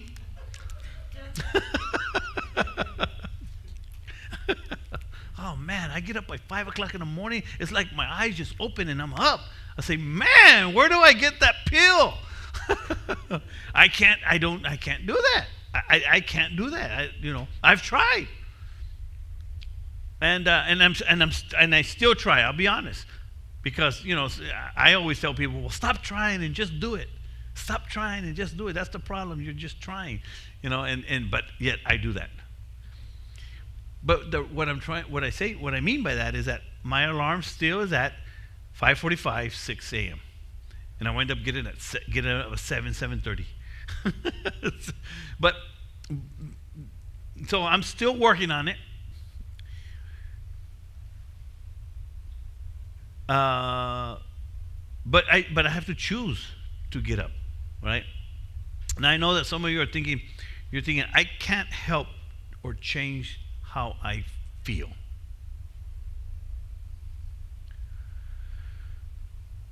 But I'm here to tell you that you can change how you feel.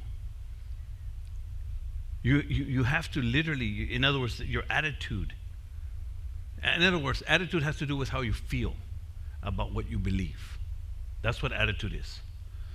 Attitude has to do with how you feel about what you believe.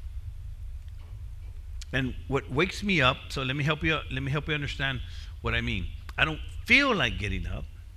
I don't have a good attitude, but because I start thinking about what I'm going to do. Like today, what woke me up was what I'm going to do, what I'm doing right now. I knew I was going to come and inspire some people. I'm going to go help somebody. I'm going to encourage somebody.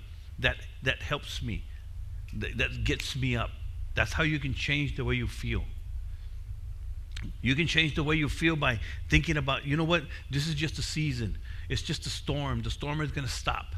Things are going to change. Things are going to get better. You start thinking about things differently. Remember the mindset. That's how you feel. Feelings and emotions are powerful forces of the human existence, but you have the power to control them. Here's what Tony Robbins says about attitude. Learning how to have a positive attitude is something anybody can do. It's a matter of changing your mindset. There you go. So then you have to change it. Here's what Jim Rome has to say about attitude. With the right attitude, beings can move mountains. With a wrong attitude, they can be crushed by the smallest grain of salt or sand. And that's what happens, right, Mike, sometimes? You're crushed by the smallest little thing. Somebody didn't shake your hand. Somebody said something that you thought it was offensive. Somebody, didn't say hello. Somebody looked at you. Somebody put you down. All those things happens to all of us. Right? Or who's been put down here before? Who's been, you felt like somebody just didn't say hello and they just, I've done it. Or they just turn their face. Yeah, we've all done it with everybody. Not only have you done it, not only have you not only has it been done to you, but you have done it too. And don't even realize it. So then, that's why you have to always have a good attitude. Here's what I've done. Let me tell you what I've done as far as my attitude. Personally, it's very difficult to get me mad. Very difficult. I don't get mad. I've learned to forgive. I'm talking about even if they do things on purpose on me. I just, hey, I understand. Because I used to lie and cheat. I used to be a thief. I hurt people. I did wrong. And yes, God forgave me, yes, but I've learned that I need to be forgiving as well. And I hear it all the time. I hear, well, they know what they did. Yeah, I know. Yeah, they know what they're doing. That's okay. Because I've learned, here's really what I do. when I read the scripture in the Bible, it really set me free about having a good attitude. Because sometimes somebody will mess you up, man. Somebody can, because you start blaming that person or that situation for your attitude, right? No, you have to take control of that attitude. So here's what I learned. The Bible says, he says, vengeance is mine. I will repay. I believe that so much that, I don't know how God does that. I don't know how it's going to happen. But I believe in that law of sowing and reaping. That even if they get away with it with me, God has a way of taking revenge. That's what he says. So he's going to mention something. So that's how I've dealt with it. I leave it up to God. Questions?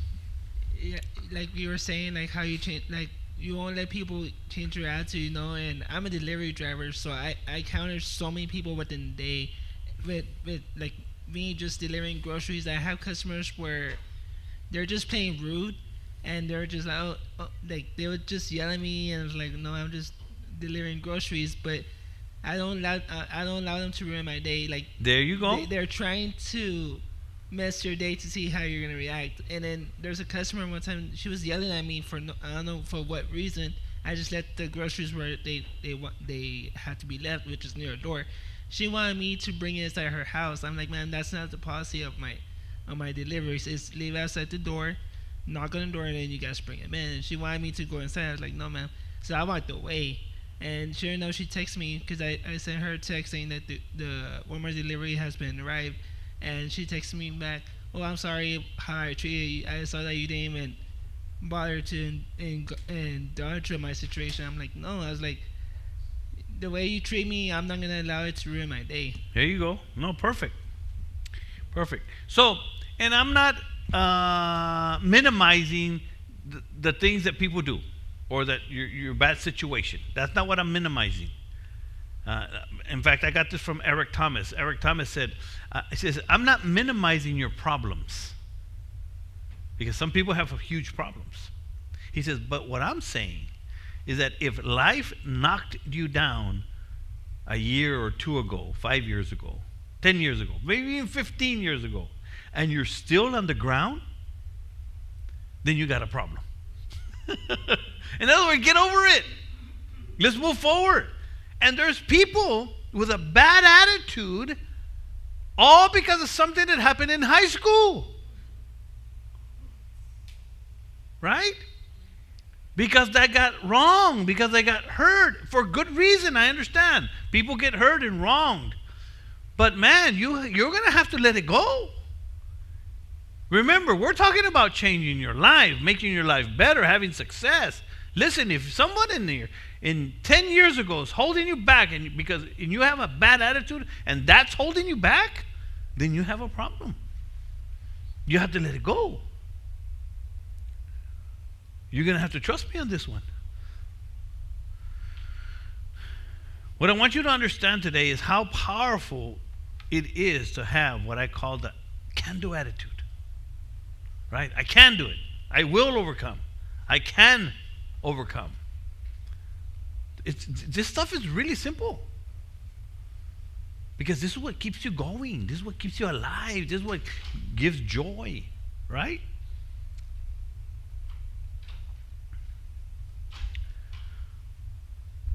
Now, the reason I want you to help you understand this fundamental principle of the can-do attitude is because a can-do attitude is what you are going to need if you're going to overcome these obstacles in life or make your life better, have success, right?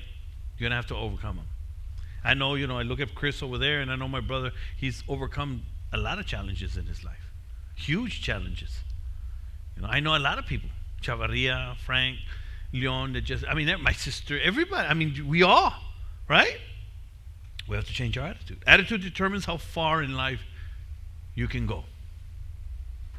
Your attitude determines that. Attitude is the deal breaker for most employers, or a lot of employers. when it comes to hiring and promoting someone. Attitude adjustments is a must for life change and success. You have to. You have to. If you want to stay out of prison, your attitude is key. If you want a better job, your attitude is key. If you want a promotion, your attitude is key. If you want to make more money, your attitude will make the difference. So, many of us can understand attitude, when good and bad attitudes, by pessimism and optimism, right? So who can explain that? Pessimism versus optimism.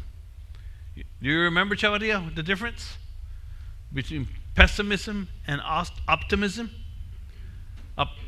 Someone was a pessimism is when you're always making excuses. Pessimism is when you always see something wrong. Pessimism is when you always have excuses of why it can't be done, reasons for why it can't be done. Like the man that says, I have 5 reasons why that doesn't work. And, he's so dumb, he doesn't realize all he needs is one. All he needs is one reason why it won't work. But he has 5. That's a pessimist. So what's an optimist mindset? Optimist. The opposite. Yeah. He has 5 reasons why it will work. And why he can. And remember the can-do attitude. The can-do attitude. Optimist people with an optimistic mindset, optimists, have a can-do attitude. All successful people have developed a can-do attitude. So that's another thing, you might write that down. A can-do attitude must be developed. In other words, they don't let nothing stop them. And this is the kind of attitude you must develop. Don't let nothing stop you. I like what this says here. Achievers have a can-do attitude that sets them apart from mere dreamers. Achievers are sold out to success. I'm sold out. I'm sold out. Trust me, what I do in everything I do in my life, it is hard. It's like very tiring. The things that I do, I run a business. I run this organization, Choose the Change. I do a lot. It's a lot of mental work, a lot of reading and research and listening. Just putting all this together, everything you're hearing me say today, I've been sharing it for years. So a lot of it I can just share it. But I'm sold out. Achievers are sold out to success, no matter the obstacles. And they're willing to put forth the effort and pay the price for success. Let me just give you a few tips on having a good attitude. Okay?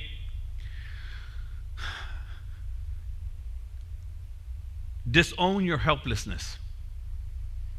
Stop being a victim. Disown your helplessness. Stop being a victim. Stop being a victim. Can-do people aggressively pursue solutions. Yesterday I went to the parole office, and this one kid was talking, and he was giving me all the excuses why he's gone to prison 3 times. Because he didn't have support. Because he had nobody to help him. His main excuse was, the thing is, I live way out there in the boondocks, and I can't get a job because I live too far. That's what he said. He says, and I need support. I need a vehicle. and that's what he said. That's it. I said, okay, what other problems do you have? He goes, no, that's it. If I could do that, I said, that's your only problem, really? I said, well, walk to work. And he said, what? If I get in at 8 o'clock in the morning, by the time I get there, it's 11. I said, no, not if you leave at 3 in the morning. And he said, no. I said, look, listen, if you don't want to walk to work, if that's your only problem, you're not going to make it. I just told him. It's straight out. Meaning, not only walk to work, he's always going to make excuses for something else. If you're not willing to solve the problems that's stopping you, you're not going to make it. You need to disown your helplessness. Pursue solutions. And in the process, what's going to happen is you're going to uncover creative solutions. I'm telling you, I do this all the time. All the time. My life revolves around solving problems. That's, by the way, in case you didn't know this, as a leader, that's your job. Solving problems. Whether you're a leader in a career in your, or you're a boss or you're a business owner, our job is to solve problems. And the more you solve problem, the more valuable you become. And I'll touch on that a little bit because I'm going to close here with becoming more valuable. Take the bull by its horns, he says here. Another tip. Take the bull by its horns. In other words, whatever problem comes your way, take the bull by its horns. Here's another one. Enter the no whining zone. Enter the no whining zone. Stop complaining. Can do people abstain from complaining?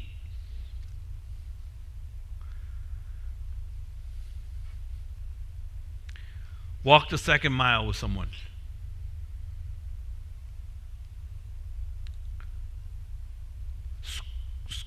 Stop stewing and start doing. Stop stewing and start doing.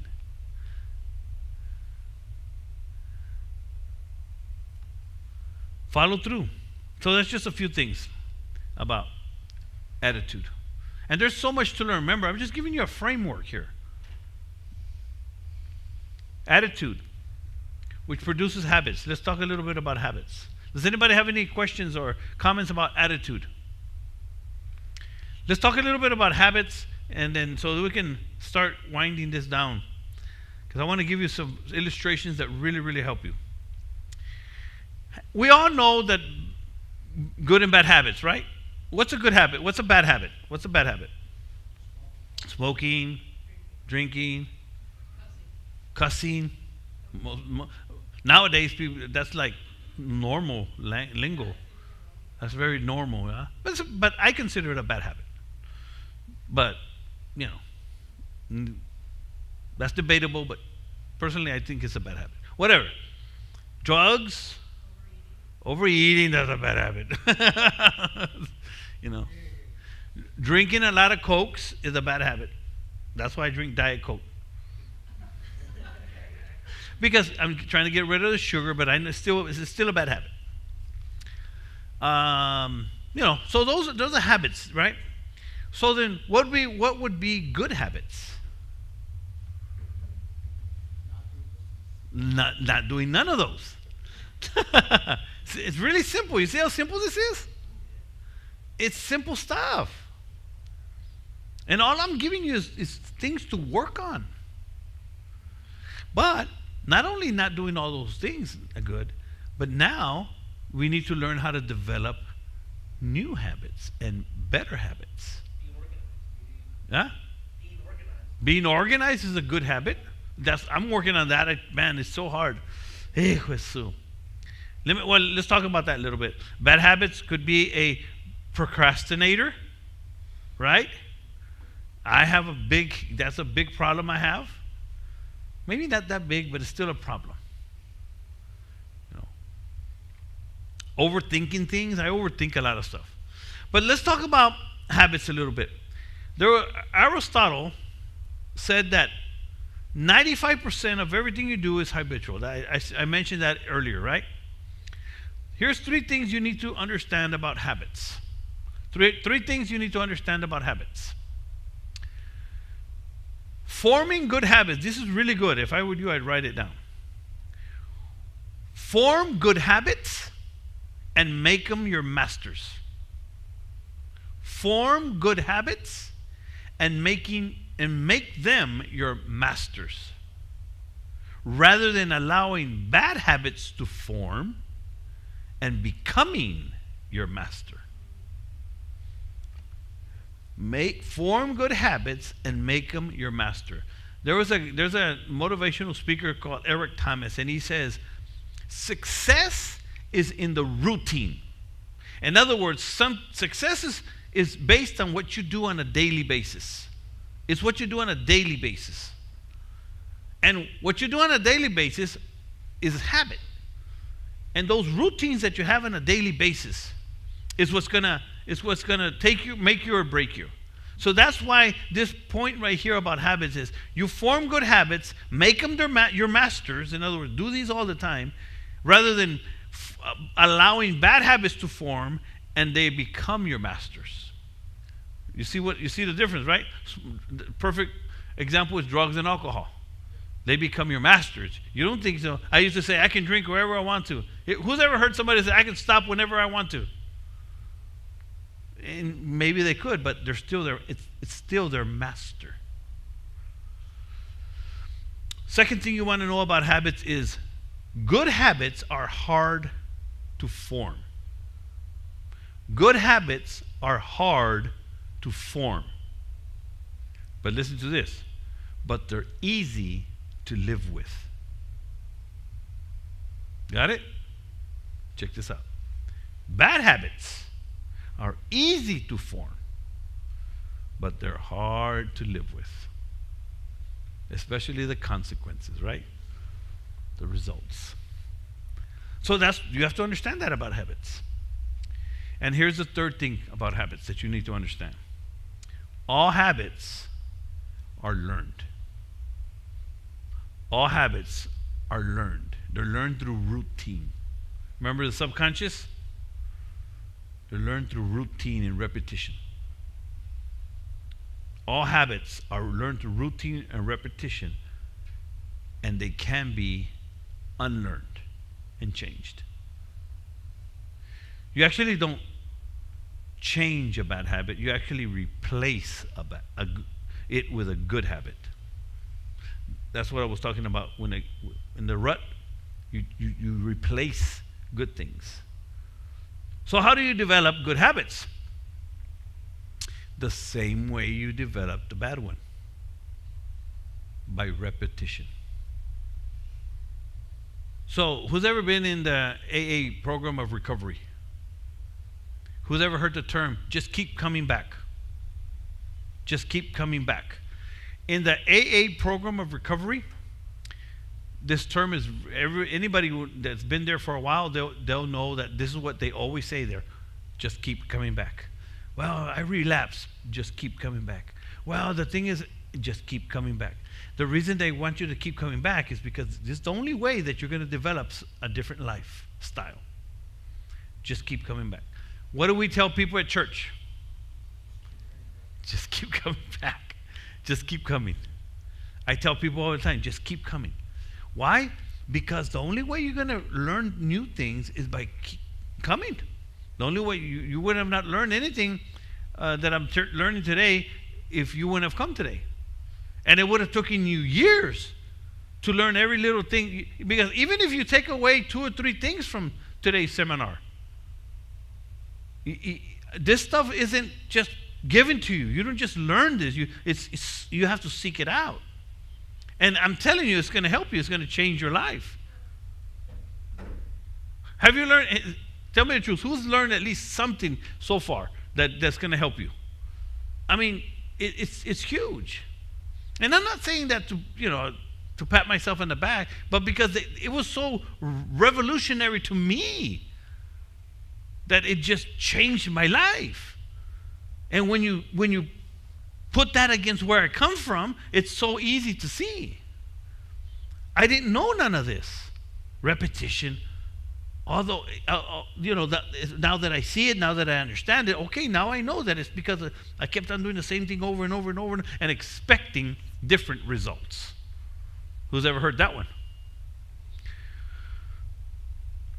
So that's how you form new habits. There's a guy named Brian Tracy. Anybody ever heard of him? He's an old guy. Brian Tracy, a brilliant um, business philosopher, leader, trainer. He wrote a book called $1 Million Habits. $1 Million Habits. And I don't know about you, but when I read titles like that, it catches my attention. Well, what are $1 million habits? In other words, habits of millionaires. Would you like to know a few of them? Because I want to be a millionaire one day. I have no idea how that's going to happen. I have no idea. I don't even know if it will happen. But I'd like to be there. You know, my first, you know. No, what I'm saying is, I don't know how it's going to happen. But I'm going to believe that. You believe with me? Let's pray about it. Millionaire habits. But check this out. When I started reading this, it was after I had learned a lot of this stuff already. And one of the things we're going to do right now before we leave is we're going to do one of the first habits that he says that millionaires do. The number one habit is setting goals. All successful people have goals. From the smallest success, I have a certain amount of success in my life, but I have goals. Every single person that has some kind of success, whether it's success in their families, you know. You, brother, you had goals. You had goals, you know, for your daughter, for your business, you had these little goals, and you work towards them. Every successful, and you've achieved a certain amount of success. You have to set goals. You have to. And we'll go over that in a minute. In other words, here's what he says. He says, setting goals, you must develop the habit of being goal-oriented. Here's another one he says. Become results-oriented. In other words, don't become a excuse-oriented person. Become a result-oriented person. All successful people, millionaires in this case, all have a result-oriented mindset. Everywhere I do remodeling, and when I go to a job site and got the guys working, got the men working, in my mind, all I want to do is what problem do I have to solve? That's it. That's my job. I'm always thinking that. And I ask, is everything all right? Do you need anything? How did this come out? Will you have problems with this? You think this will be okay? All right. Always, I'm looking for problems to solve. Because I already know that the more problems are solved, the more success I'm going to have. That's huge. The more problems you solve for your boss, brother, the more success you're going to have. You become a problem solver, oh man, that's huge. So become results oriented. It's going to take discipline. Here's another one for you. Become people oriented. Especially as a waiter, right? You have to be people skills. You must keep in mind that everything that you will achieve and accomplish in life will be with the help and encouragements of other people. So always think, what do other people want and need from me? There you go. Here's another one for you. And I do all these, by the way. Be health oriented. That's what you're doing, right? Health. We're trying to take care of our health. Stay honest. Self-discipline. This is really a foundational habit, he says. Self-discipline. I mean, just sitting here for 4 hours has been a discipline. Right? It's worth it.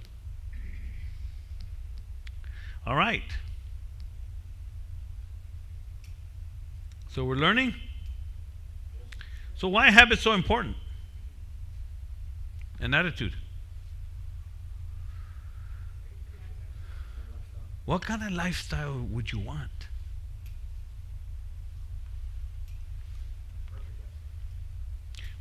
Let's describe it. So let me give you this. Because lifestyle, really, what we're talking about is your results. Where do you really want to wind up?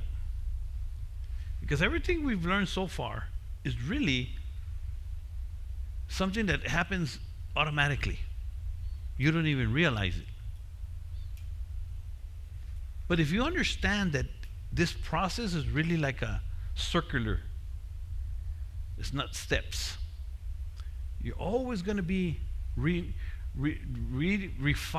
your mindset, refining your faith, refining your desires, refining your attitudes and habits.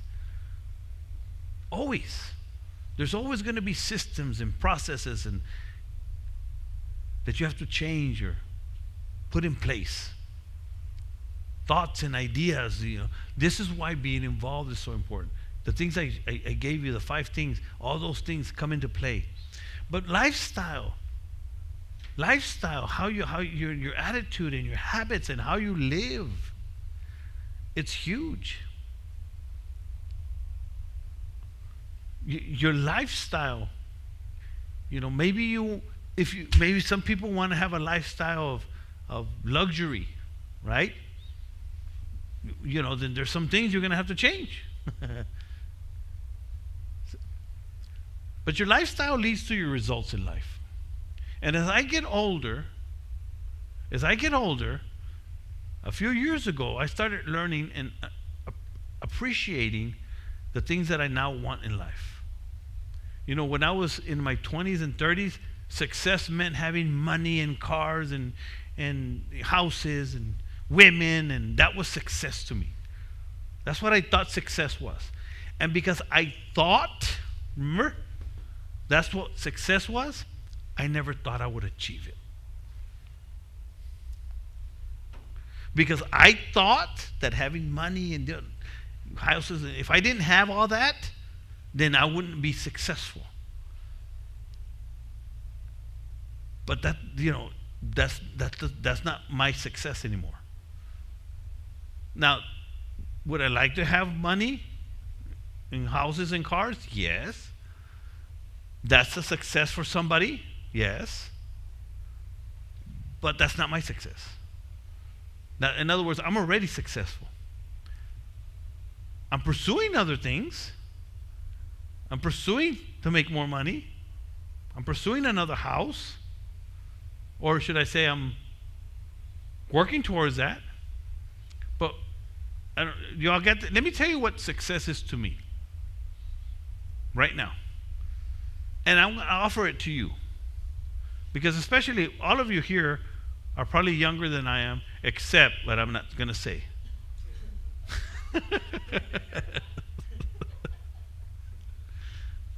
So let me ask you a question. Would you call this successful? Let me put my fan here. If you knew somebody that had relatively good health, job, business, a good job, business, financially stable, or independent,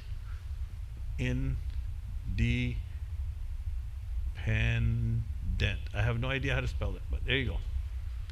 Independent. It's an E, isn't it? No, it's an I, right? Okay. Has family, good family relationships, friends, and hope for the future. If someone had good health, relatively good health, had a good job, maybe a good business, financially stable or independent, making enough money, has a good family, maybe just your daughter, whatever it is. Have friends that love you, like you, support you, and have hope for the future. Would you call that success? Say yes, but another question. They can have all that, right? Come on, I know you're asking good questions, so let's come Okay, on. because I know for a fact that is success, but what if I would say this is success, but do they have their hope in God too?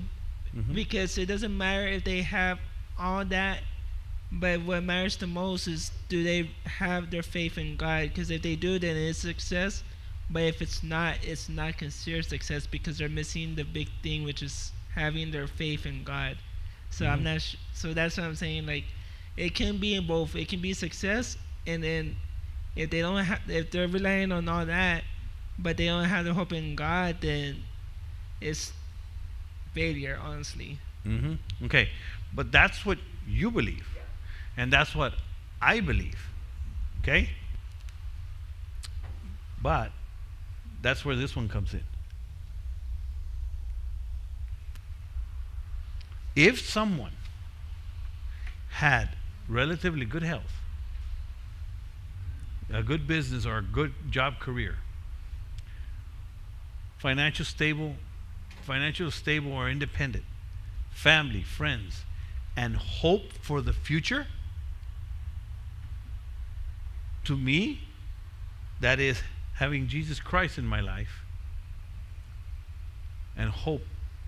Well, when I die, I have hope for my future.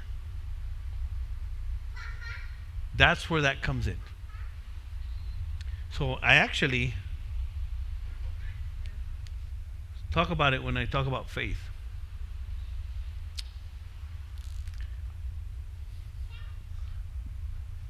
Because if you add God or Jesus Christ to the mix, I call this ultimate success. And that's what we're shooting for. That's what I'm shooting for. I already have most of this. I'm already successful. In my opinion, I'm successful. And we can talk a little bit about that. But where you're at today in your life, are you successful? You could be in some areas. So I guess what I'm trying to get to is that I live a lifestyle of relatively good health, relatively good business. I'm financially stable, not independent yet. I have this. Once this was because this was pointed out to me, guys. I'm just trying to point it out to you. I have this. I have to learn to be grateful. I have to change my attitudes. I have to learn to say, you know what? I have so much. And now to me, it's about giving back, because I've learned that the more I give, the more I receive. And this is what we're trying to do, help you understand. That's what I'm trying to help you understand about life, success, and overcoming in life. The challenge to succeed in life lies in these principles. Can you see that? It lies in these principles. And the more you understand this, the more you start working on it. Because from now on, you can start working on your mindset. You can start working on your faith. You can start working on your habits, right? If you want good results. Because results is what? Is the name of the game. Results. Does anybody have any questions now?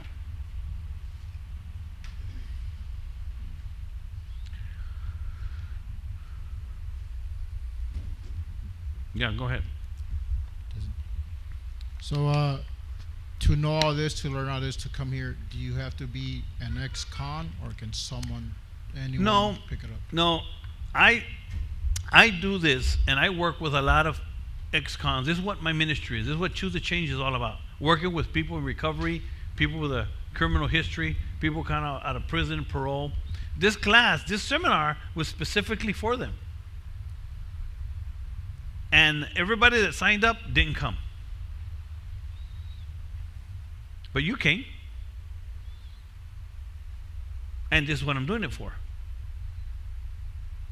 So no, it's not just for ex-cons. Everything I teach is for people who want a better life.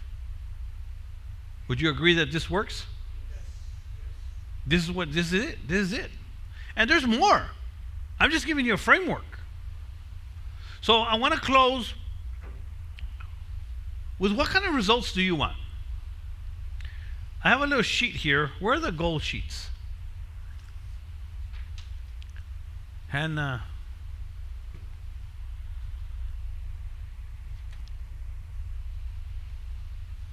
want to go back over here as we close to desire. Have you ever done a goal setting? You ever done through? Have you ever been through some kind of goal setting training or? Like for work, we sit down. Okay, tell me about that. In work, they. So we plan like before. Give it the mic. So when we plan for work, when we do the training, we start the day off by getting together with my other fellow trainers, and we set up the day, you know, like how you did this morning. You got up, you planned this seminar, and that's pretty much what we do as well, and just to set up everybody else for success, you know, and that's pretty much setting your goals for the day. And So I wanna go ahead and go over this right here. This is gonna be the last thing we do. Because I think it's important, and I usually do it at the beginning of this class, but I'm going to do it at the end today because I just wanted to give you an overview because there's a lot of information, right? But this is let me get it here. Here we go. Goal setting is the number one thing that's going to keep you on track. So what I want you to do is I want us to take time to look at this goal sheet and write down a few things. And this is for you to take home. This is for you. Did you get one, brother? Okay. So here's what I want you to do. Because this is for your own good here. This is the last thing we're going to do, guys, so stay with me here. I want you to just write 5 things that you have already accomplished that you're proud of. Stop smoking, stop drinking, stop going to bars, you stopped, you got custody of your daughter, you anything that you've accomplished. You got your raise, you got an accomplished promotion, you got your car, you got your job, you got your first house, whatever it is, you reached one of your goals already, whatever it is. So that's 5. But here's what I want you to start just thinking about for a minute, because I know that you're tired already, but I want you to open your mind a little bit and start dreaming just a little bit. If nothing could hold you back, if money wasn't holding you back, list 25 to 30 things that are really quick that you would like to do or accomplish within the next 10 years. Don't worry about how you're going to do it. Don't worry about it. Just start thinking. 25 to 30 things you would like to do or accomplish or achieve or get in the next 10 years. So let me give you an example. Say you want to buy a house. Again, don't worry about how you're going to do it. You want to have $1 million in the bank. You want to have a rent home. You want to have a second car, or you want to have another car. You want to stay sober. You want to graduate. Maybe you want to make $10,000 a month in 10 years, remember. You want to get your degree. You want to pay off your house. You want to get your family back. You want to pay off child support. Whatever. I'm just giving you ideas. You want to stop smoking or drinking. You want to pick up a new trade. Maybe you want to become a better father or husband, become a better leader, start your own business. You want to buy your mom a house. You want to, just think, you want to buy a yacht. Hey, just start thinking. If you have to add a little year, say maybe 15,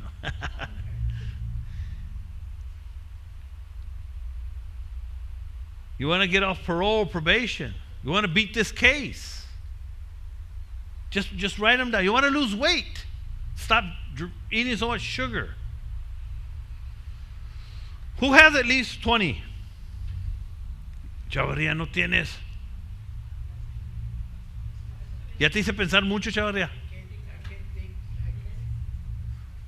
Who has at least 10? Do you have at least 10? 10? Okay, check this out. Because here's the important part. I want you to read now. Number 3. Here's what you're going to do. You're going to put a 1, a 3, a 5, or a 10 next to each one of those goals. In other words, the 1 means you want to accomplish that within the next year. The 3 means you want to accomplish it within the next 3 years. The 5 means you want to accomplish it within the next 5 years. And the 10 means you would like to accomplish this within the next 10 years or more. So y'all got that? Just write a number next to the goal. Write a number next to the goal. This is a goal setting exercise.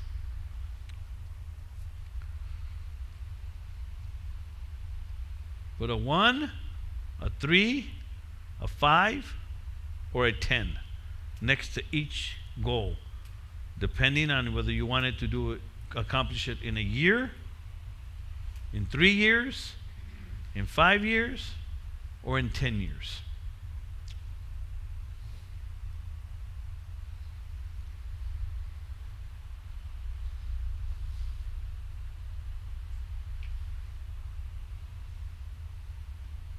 Did you understand, Mike? Okay. So here's the easy part now. I want you to take 4 of the 1-year goals. 4 of the 1-year goals and write them down on the next page, on that number 4. In other words, just write those 1-year goals down.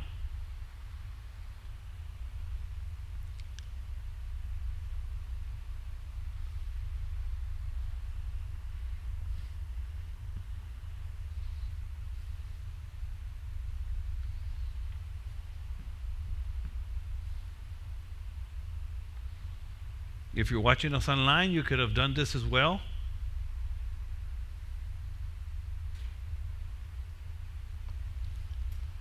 Who has 4 down? Awesome. So here's the deal.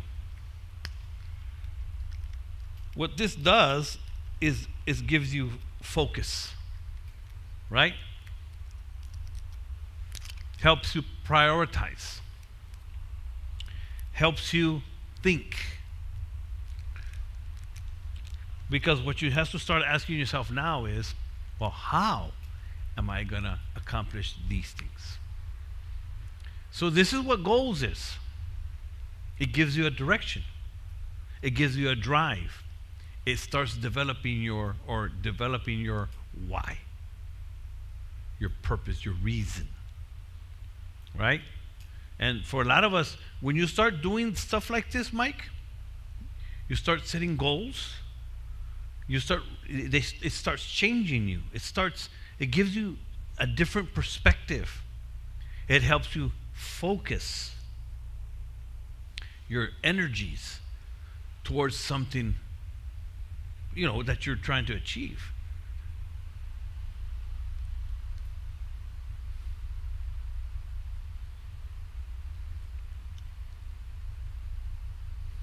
Let me see. Let me see a couple of things about this.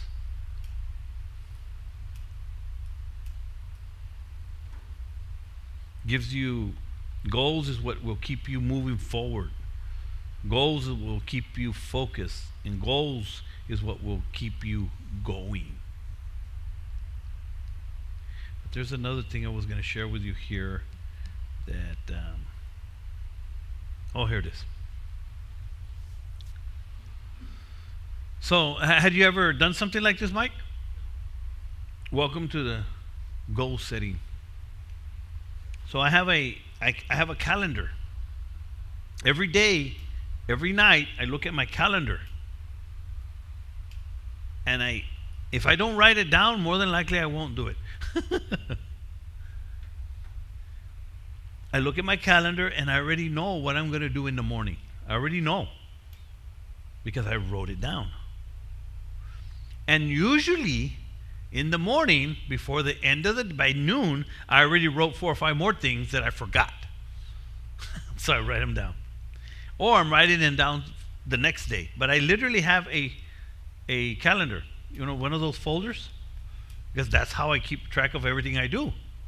I don't keep it up here, I keep it right here. And then, of course, I have my calendar on my phone. This is how I keep track of what I'm going to do. And sometimes I miss that. I didn't go to P.F. Chang's the other day because I didn't look at I didn't put it on my schedule. Forgot to.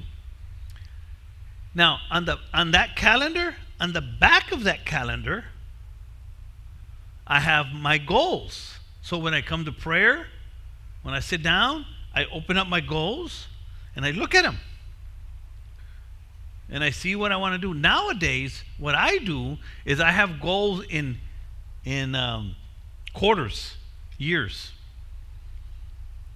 I have goals for my business. I have goals for my speaking career. I have goals for my evangelism. I have goals for Choose to Change.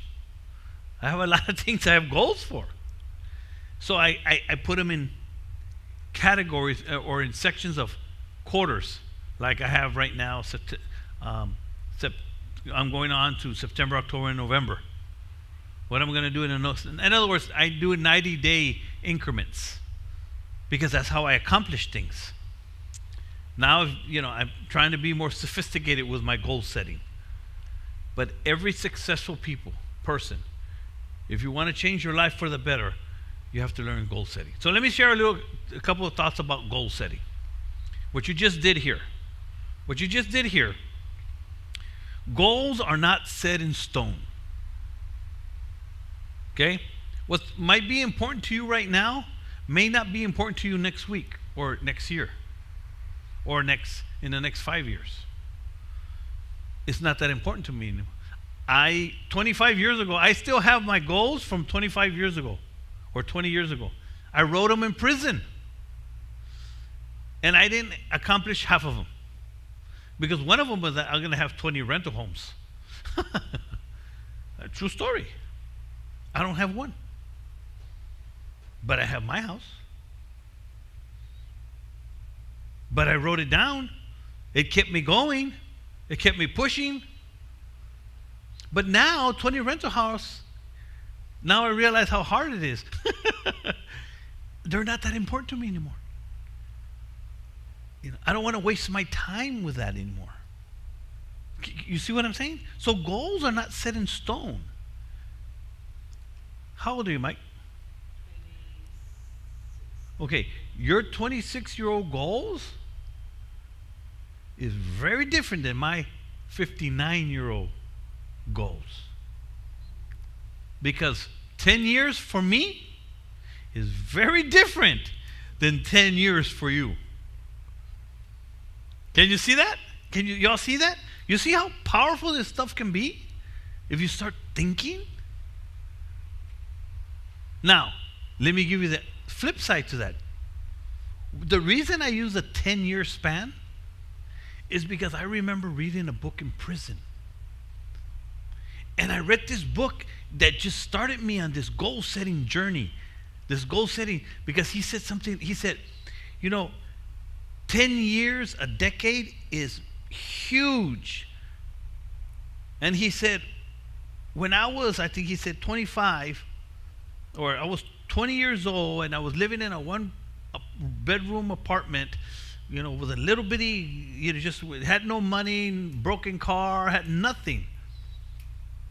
And he said, 10 years later, I was flying on my helicopter to one of my events. 10 years. You know who that was? Anthony Robbins. And of course you say, well, that's Anthony Robbins, right? But he started just like us. That's the whole point that I'm trying to prove. It doesn't matter who you are. It doesn't matter where you come from. You can do more. Had I known all this 20 years ago or 30 years ago, maybe my life would have been different. But what happens is we get our lives all twisted because of drugs and alcohol and whatever it is you get yourself involved in, that we don't start thinking realistically about our life and our future. But I remember I was sitting in prison. I said, 10 years, wow. And I started writing goals from prison. Mike, do you realize that the business that I have today started in prison with a dream? Not only a dream, a written dream. Because if dreams are not written down, they become, what do they become? I forgot the word. They just become an illusion. But when you write something down, it becomes real. So goals are not set in stone. They're going to change. To be honest, if you're just doing this goals, honestly, like, I had goals growing up, but then I had a father where I would always tell him, oh, well, this is my goals. And he would just, I would show him what I wrote about my goals, which I think that was a mistake, because now that, like, I guess now that I'm growing older, now that I came to this choose to change, it really helped me understand. Like, I was brainwashed by my father, because my father would always tell me, your goals will never get you anywhere. And that's what he will always tell me. Like, I was telling my dad, I want to be a police officer when I grow up. He's like, oh, you can't do that. You're gonna be the first one out. Like, he will always try to, like, tear me down, basically. And I guess when I was doing this goals, I didn't really have any come to mind, because I think because my father, where he was raising me up, he's like, your goals will never happen. But now that I'm here, now I'm understanding, and everything's making sense to me, where I need to Can I ask you a change my question? mindset. Yes. And if you don't mind me asking, what did your father do? He's honestly pest control, I guess, and all he ever wanted to do is just drink and party. He never, Okay. like, it was tough for me, basically. Like, now that I came here, like I said, like, now I'm trying to understand, to, like, make my own goals, to become successful. And like I said, everything is really Making sense now? making sense to me, basically. And I'm gonna have to start coming, because I now I know that I needed this class. Before I was like, oh, it's just for ex-cons, but it's not for ex-cons. That's why I'm here today, is because I want to change my life for the better. Now that I fully understand what choose to change is, thankfully Frank invited me to come and see what it's all about.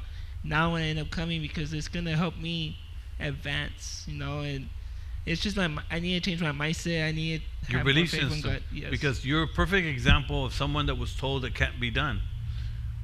But that's why that's powerful what you just said, man. Because there's so many people are like you were like the elephant. You had a mindset, elephant mindset. The one you had the mindset that said that you believed that you could not do it. because that's what you were taught and told. So that was ingrained in your subconscious. That's why you couldn't even think of anything. Can you see that? And that's what I'm trying to break. That's what this is about. So goal setting are not set in stone. Okay? Goals, your goals can and will change. Things you think are important to you now may not be important in the coming years. Goal setting is a process you will always improve and refine. But goals is the key. In other words, think of goals like this. If I told you that I'm going to give you a 1-week vacation to Hawaii, but you're leaving on Saturday, and I want you here's what you would do. You would start writing down the things that you need to do and take care of before you left. That's goal setting. Y'all got that? You're going to Hawaii, Chavaria. Yeah. That's goal setting. Just writing things down that you want to do. That's it. It's called an agenda. It's called a plan. It's called a goal. That's it. Does that help you? All right, guys. So let's close with a couple questions. I'm going to close with 2 things. I'm going to take all this off. I'm going to explain to you how to make more money. How's that? Yeah? I'm going to take all this off right here. Everything I'm teaching you is called personal growth, personal development. It's a word I learned in prison. When I first heard the word, have you ever heard of the term personal development? I had never heard of it. I never heard of it. I didn't know that I was needed to work on my mind. I had no idea. I didn't know that. Did you know that, like, I think it's, I don't know what the exact number is, but like 75% of people that finish school never pick up a book again because they're stuck. Because they don't understand how important it is to feed your mind. But I'm gonna tell you how to make more money. I'm gonna give you the answer. And the key is you need to become more valuable. Is that correct? Is that how you spell valuable? Huh? Valuable. Oh, valuable. Valuable. Like that? Yeah? Are you sure? Value. Isn't it like this? Ah. Valuable. If you want to make more money, you must become more valuable. If you want to make more money, you must become more valuable. I work every single day to make myself more valuable. Because I understand that the more valuable I become, and what I mean by valuable, I mean valuable to the marketplace. So let me give you another. Valuable to the marketplace. Do I have another? Here it is. Who can tell me what the marketplace is?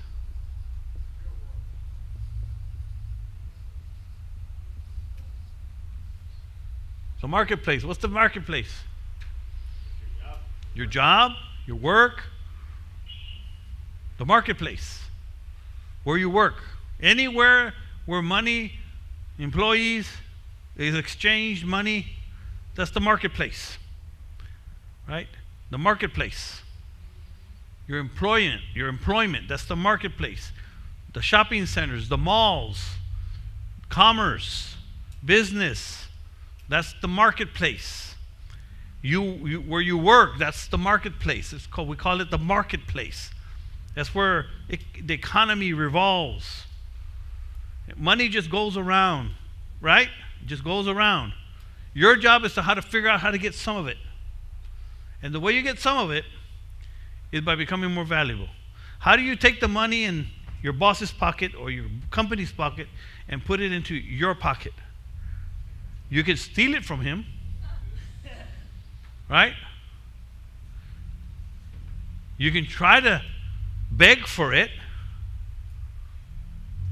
But I'm telling you, the way it works in our world, in our society, in America, is you become more valuable if you want to make more money in the marketplace. And the marketplace, by the way, is what did we call it? Reality. Reality. Something's not right there. Válgame. How do you spell reality? Reality. Ahí está. Se me está olvidando how to spell. Did I? Is that right? Okay. So how do you make more money? Become more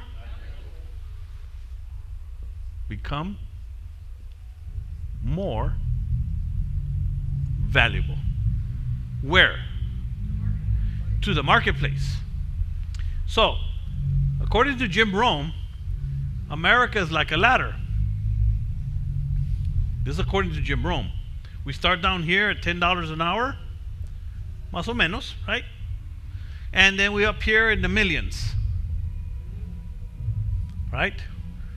I'm sure companies pay a lot of money, right? But this is where we start.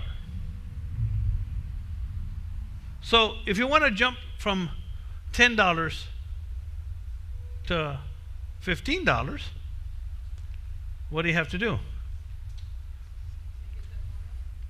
You make yourself more valuable. Did you get a raise with your promotion?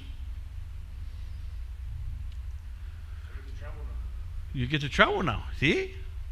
And why? Because of your hair? Was it because of your hair? Maybe. Yeah. Yeah. Who knows? Hey, maybe that's part of becoming more valuable. Whatever it is. But no. Become more valuable and you'll get a raise. Now, companies will only pay you so much, right? And then maybe you have to start your own business. But the only way you make more money is if you become more valuable. Do you think, now here's the question, guys. Listen closely. Is it possible to make the same amount of money, twice as much money in the same time? Now, it takes time to become more valuable. Okay? It takes time to become more valuable. But you don't get paid for time. You understand that? You might say, well, how much do somebody says, you know what, I make $15 an hour. And we know what he's trying to say, but really that's not true. Because nobody gets paid for an hour. You get paid for the value you put into the hour. You understand? So, here's the question. Why would they pay somebody $15 an hour and someone else $30 an hour? Because they're not as valuable. This is huge. Now, let's make sure we understand here. Not that you're not valued. You may be a valuable brother of the church.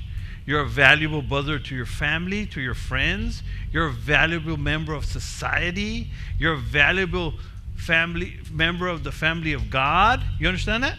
You are valuable. But to the marketplace, which we call what? Reality. you're not that valuable.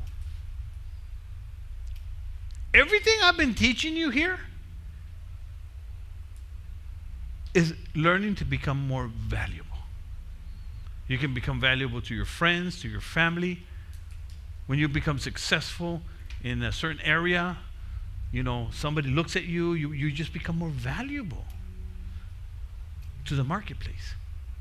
So is it possible to make twice as much money in the same amount of time? Is it possible? Yes. Is it possible to make 3 times the amount of money in the same amount of time? Yes. How do you do that? Becoming valuable. So, what would be the question to ask yourself all the time? How do I become more valuable? You start answering those questions for yourself. Why do you think people go to school? Why do you think people go to college? Why do you think people get an extra degree? Why do people, you understand? Why do you think people start exercising? Becoming more valuable to the marketplace. That's how you make more money. I hope that helped you guys. Did that help you, anybody? Reality. And by the way, this is what you call the facts. The facts. Becoming more valuable. Guys, to the marketplace. So you want me to give you some tips on becoming more valuable? Yeah? Here's the last thing. How many hours in a day do we have? Huh? Here's a good one for you, man. I'm telling you, I learned this, and I said, man, this is awesome. I'm going to the top. 24 hours a day. Here is the best kept secret of the rich. It's called time management.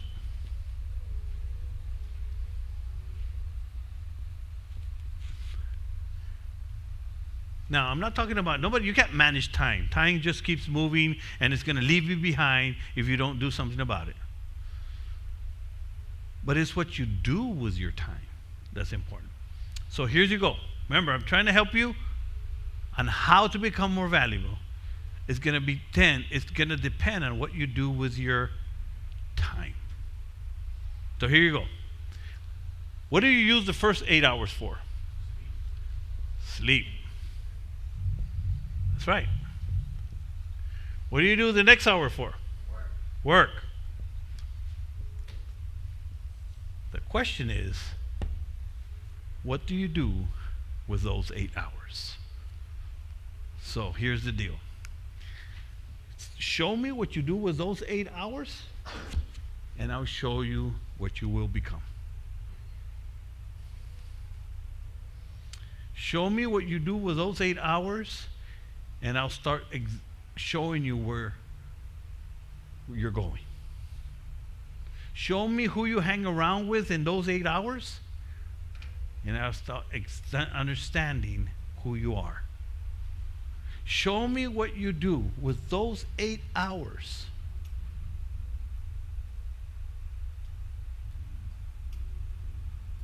What you do with those 8 hours is the difference between success and failure.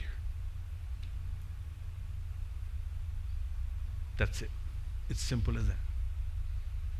If you put into practice just a little bit of what I taught you today, and this is where you're going to put it in. The effort here, the practice here. Learn a little something, practice it here. That's what I've been doing in my business. Today I got a phone call. Or yesterday I got a phone call. It's not quite that $1 million phone call yet, but I got a phone call yesterday. It's this guy that was really frustrated because he couldn't find anybody to remodel his house. He had already gutted it all out. He just bought it. He paid $400,000 for this house to gut it out. But he said he called this guy and he called that guy, and they, it's like what he wanted. He tried to explain things to them. They go over their head, or was like it was too much for them, or they were like overwhelmed. He said, I couldn't, I can't. I paid a designer, and she still. And he called me. He found me on the internet.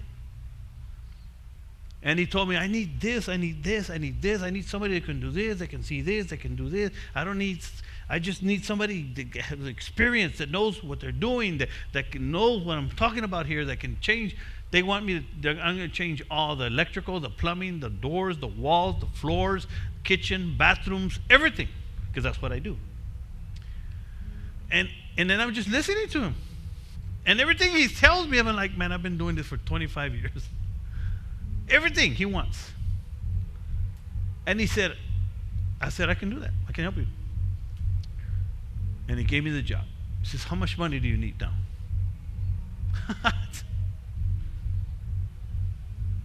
So why can I do that today? And 25 years ago, I couldn't be trusted with $20. Because I'd go buy cocaine. Why today I receive a phone call worth thousands of dollars, not millions yet, but one day, and it just changes everything. For me, it did. Because I became more valuable by investing this time right here into becoming more valuable. And that's how you change your life, Mike. Now you know what Choose the Change is all about? That's how you change your life. Believing in the impossible.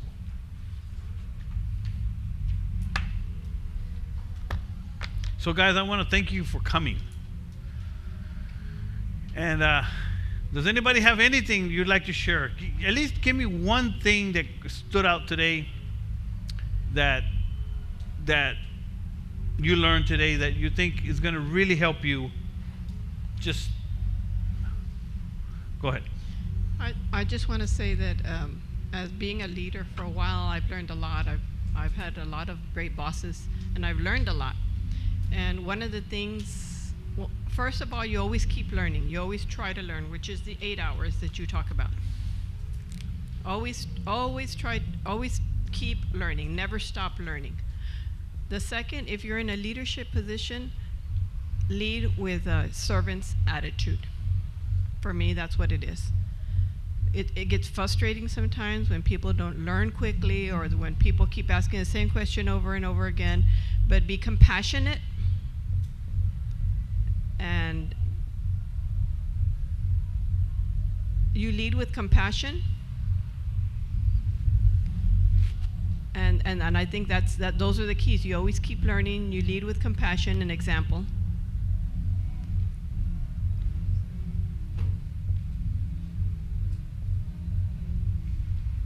Wow, that's huge. Go ahead, Frank. Or yeah. I think it's important to have a good attitude even when things are going bad.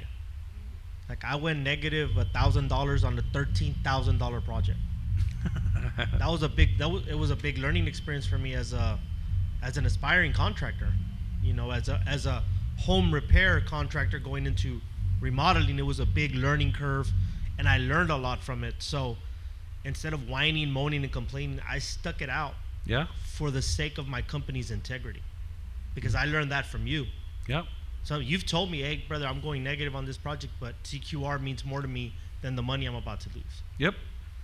So that's something that I've learned from you, knowing you personally, that I say that helped me when I was going through something similar, that I felt what is going to help me in the long run. And I got a 5-star rated review from that customer. Wow. So, even if I went negative, the customer never said anything bad about my company. Wow. Go ahead, Frank, first. Right. First, I want to say thank you to Orlando because I know I wouldn't be here if it wasn't for 8 years ago when I came into this place. And I'd say thank you to my son. I mean, shout out to my son Riley because he's actually watching this. Oh, there you go. So I told him like I'm able to be the father I am now because of Choose to Change. And one of the things that I've learned from coming here, from what you've told me throughout the years, is to like stick with it. And so like I did my comic. It's like one of the first comics that I did that it's like professionally made, printed. I made a small run. That took like that took years to get to that point to be able to make it. But now that it's made, it's bringing in money. So like someone asked me like how like, wow, you're just making like, you did this in just a little time and made so much money. Like, well, it took years just to get to that point, or that money is now paying. It's paying off. It's coming in. And what I'm learning now is like, well, I need to make more books so more money can come in, so I can make that my first million off comics. That's awesome. Yeah. That's awesome, Frank. Just one or two things that you learned today, man. That's all. That stood out. What stood out to me was when you were talking about the mindset. If you don't change your mind, someone already did. And that really got to me because I started realizing my dad changed me, my mindset. He changed me. He programmed you without even realizing it. Yes, he programmed me to be some negative person, even not noticing it. But I had a lot of negative thoughts. I'm like, oh, I can't do this, I can't do that. But like we spoke about, it really helped me with that. It opened my eyes on mindset. That's what really stood out to me, is that I need to reprogram myself to think positive. Again, think differently. Think differently. And positively, yeah. One more thing. Rich, think of something. Okay. One more thing is that do not lead with an entitlement attitude, and don't live with an entitlement Don't attitude. live or lead. Right. I like that. Don't live or lead with entitlement. Entitlement mentality. See, I'm gonna take a picture of this and write them down for next time. Yes, sir. For me, it was being patient. It's, that's the thing. Ironic that I'm the last one, right? Pero no, the being patient. Because it's a step by step. It's a process. It's a process, and me working in the restaurant industry, we're patient with the guests every single day. They come in, and especially because they're hungry. They're mad. Their time is counted. They gotta go back to work. I gotta be like, hey, I got you. You know what I mean? This is my job. That's what I'm supposed to do. I'm not the enemy here. So yeah, being patient and reassuring me about being success. A lot of us have different success, and this is an eye opener for myself. That hey, what, success comes in different forms. It comes in different forms. And maybe I don't want to be a millionaire. Maybe I'd rather just enjoy my time that I have here on earth with my daughter, and be the best that I can be. And that's pretty much what this class was for. Reassurance, and a reminder, that it just kind of shuffled the it's the a mind. polishing. That's what it's like a polishing. We already know stuff. We already know this stuff. We know this stuff, but we forget it because but we don't think about them. We get caught up in the real world. That we get lost, and sometimes we just get pulled back in. And hey, here you go, set you back on your feet, and Awesome. Yeah. Do we have the certificates printed out? Awesome. So guys, I have some certificates for you, man. There you go. So you can use for your class. Want to bring them over here, Chavaria? Those of you watching online, if you want a certificate, message us that you saw. But you got to do it now. Otherwise, we won't send you one. But this is a nice little certificate. Guys, I'm doing these classes for anybody interested. I'm going to do another one. I'm going to do them every month. And one day I'm going to charge for them, so you better come for them right now that they're free. Get it right, it's free. And because one day this room is going to be full. But what you learned here took me over 25 years to learn. It took me a long time, and I'm still refining it. Now all I'm doing is learning how to teach it. And I refine my business, I'm refining my marriage, I'm refining my relationships, I'm refining my ministry, all with all these tools that I shared with you. So I want to thank you for coming here, and I want you to take this with you, and hopefully this is just a certificate of completion. This is to present to Francisco Salazar for completing the Believing in the Impossible seminar held on August 18th, and I'm going to sign it, and you can come pick it up, Frank. Yep. There you go. Here you go. Give him a hand. Give him a hand. There you go. Congratulations, sir. Awesome. This one for Eduardo Chavarria. Ya estás aquí. Awesome, Eduardo. I'm going to sign it right here. There you go, Eduardo. Completion. There you go. Mike Trejo. Yeah. There you go. Sign it for you, Mike. I hope I helped you, sir. Yes, sir. God bless you. Awesome. What's that? Message us your name and email. Message us your name, full name, and email. And we will send you an email, you a certificate that you can print out. Jorge Salinas is not here. Richard Zamora, here you go. Give him a hand. All right, Richard, really appreciate it. I'm glad you're here, man. Bless. All right. And Chris Garcia. It's huge. Save the certificate because one day it'll be worth a lot of money. I know. Guys, that's all we have today. Thank you for coming. I want you to think about if you know thank you, Lord. If you know anybody that you think would benefit, maybe a coworker, a friend, maybe your father. Mike. Maybe your father. Someone that might benefit from this class. I'm having another one next month. And hopefully it'll be bigger and better. All right? So guys, thank you for coming. Thank you for watching, and we'll see you next month. Amen. Let's do it.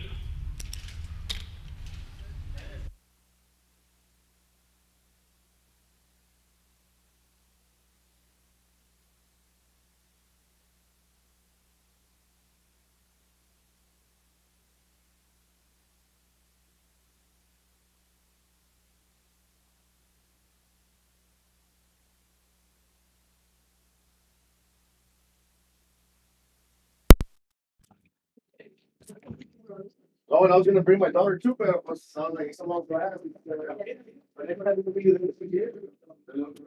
There you go. Well, we're here next Thursday. It's not 4 hours. It's for an hour. We'll be here Sunday. When is your court again? Monday. This Monday?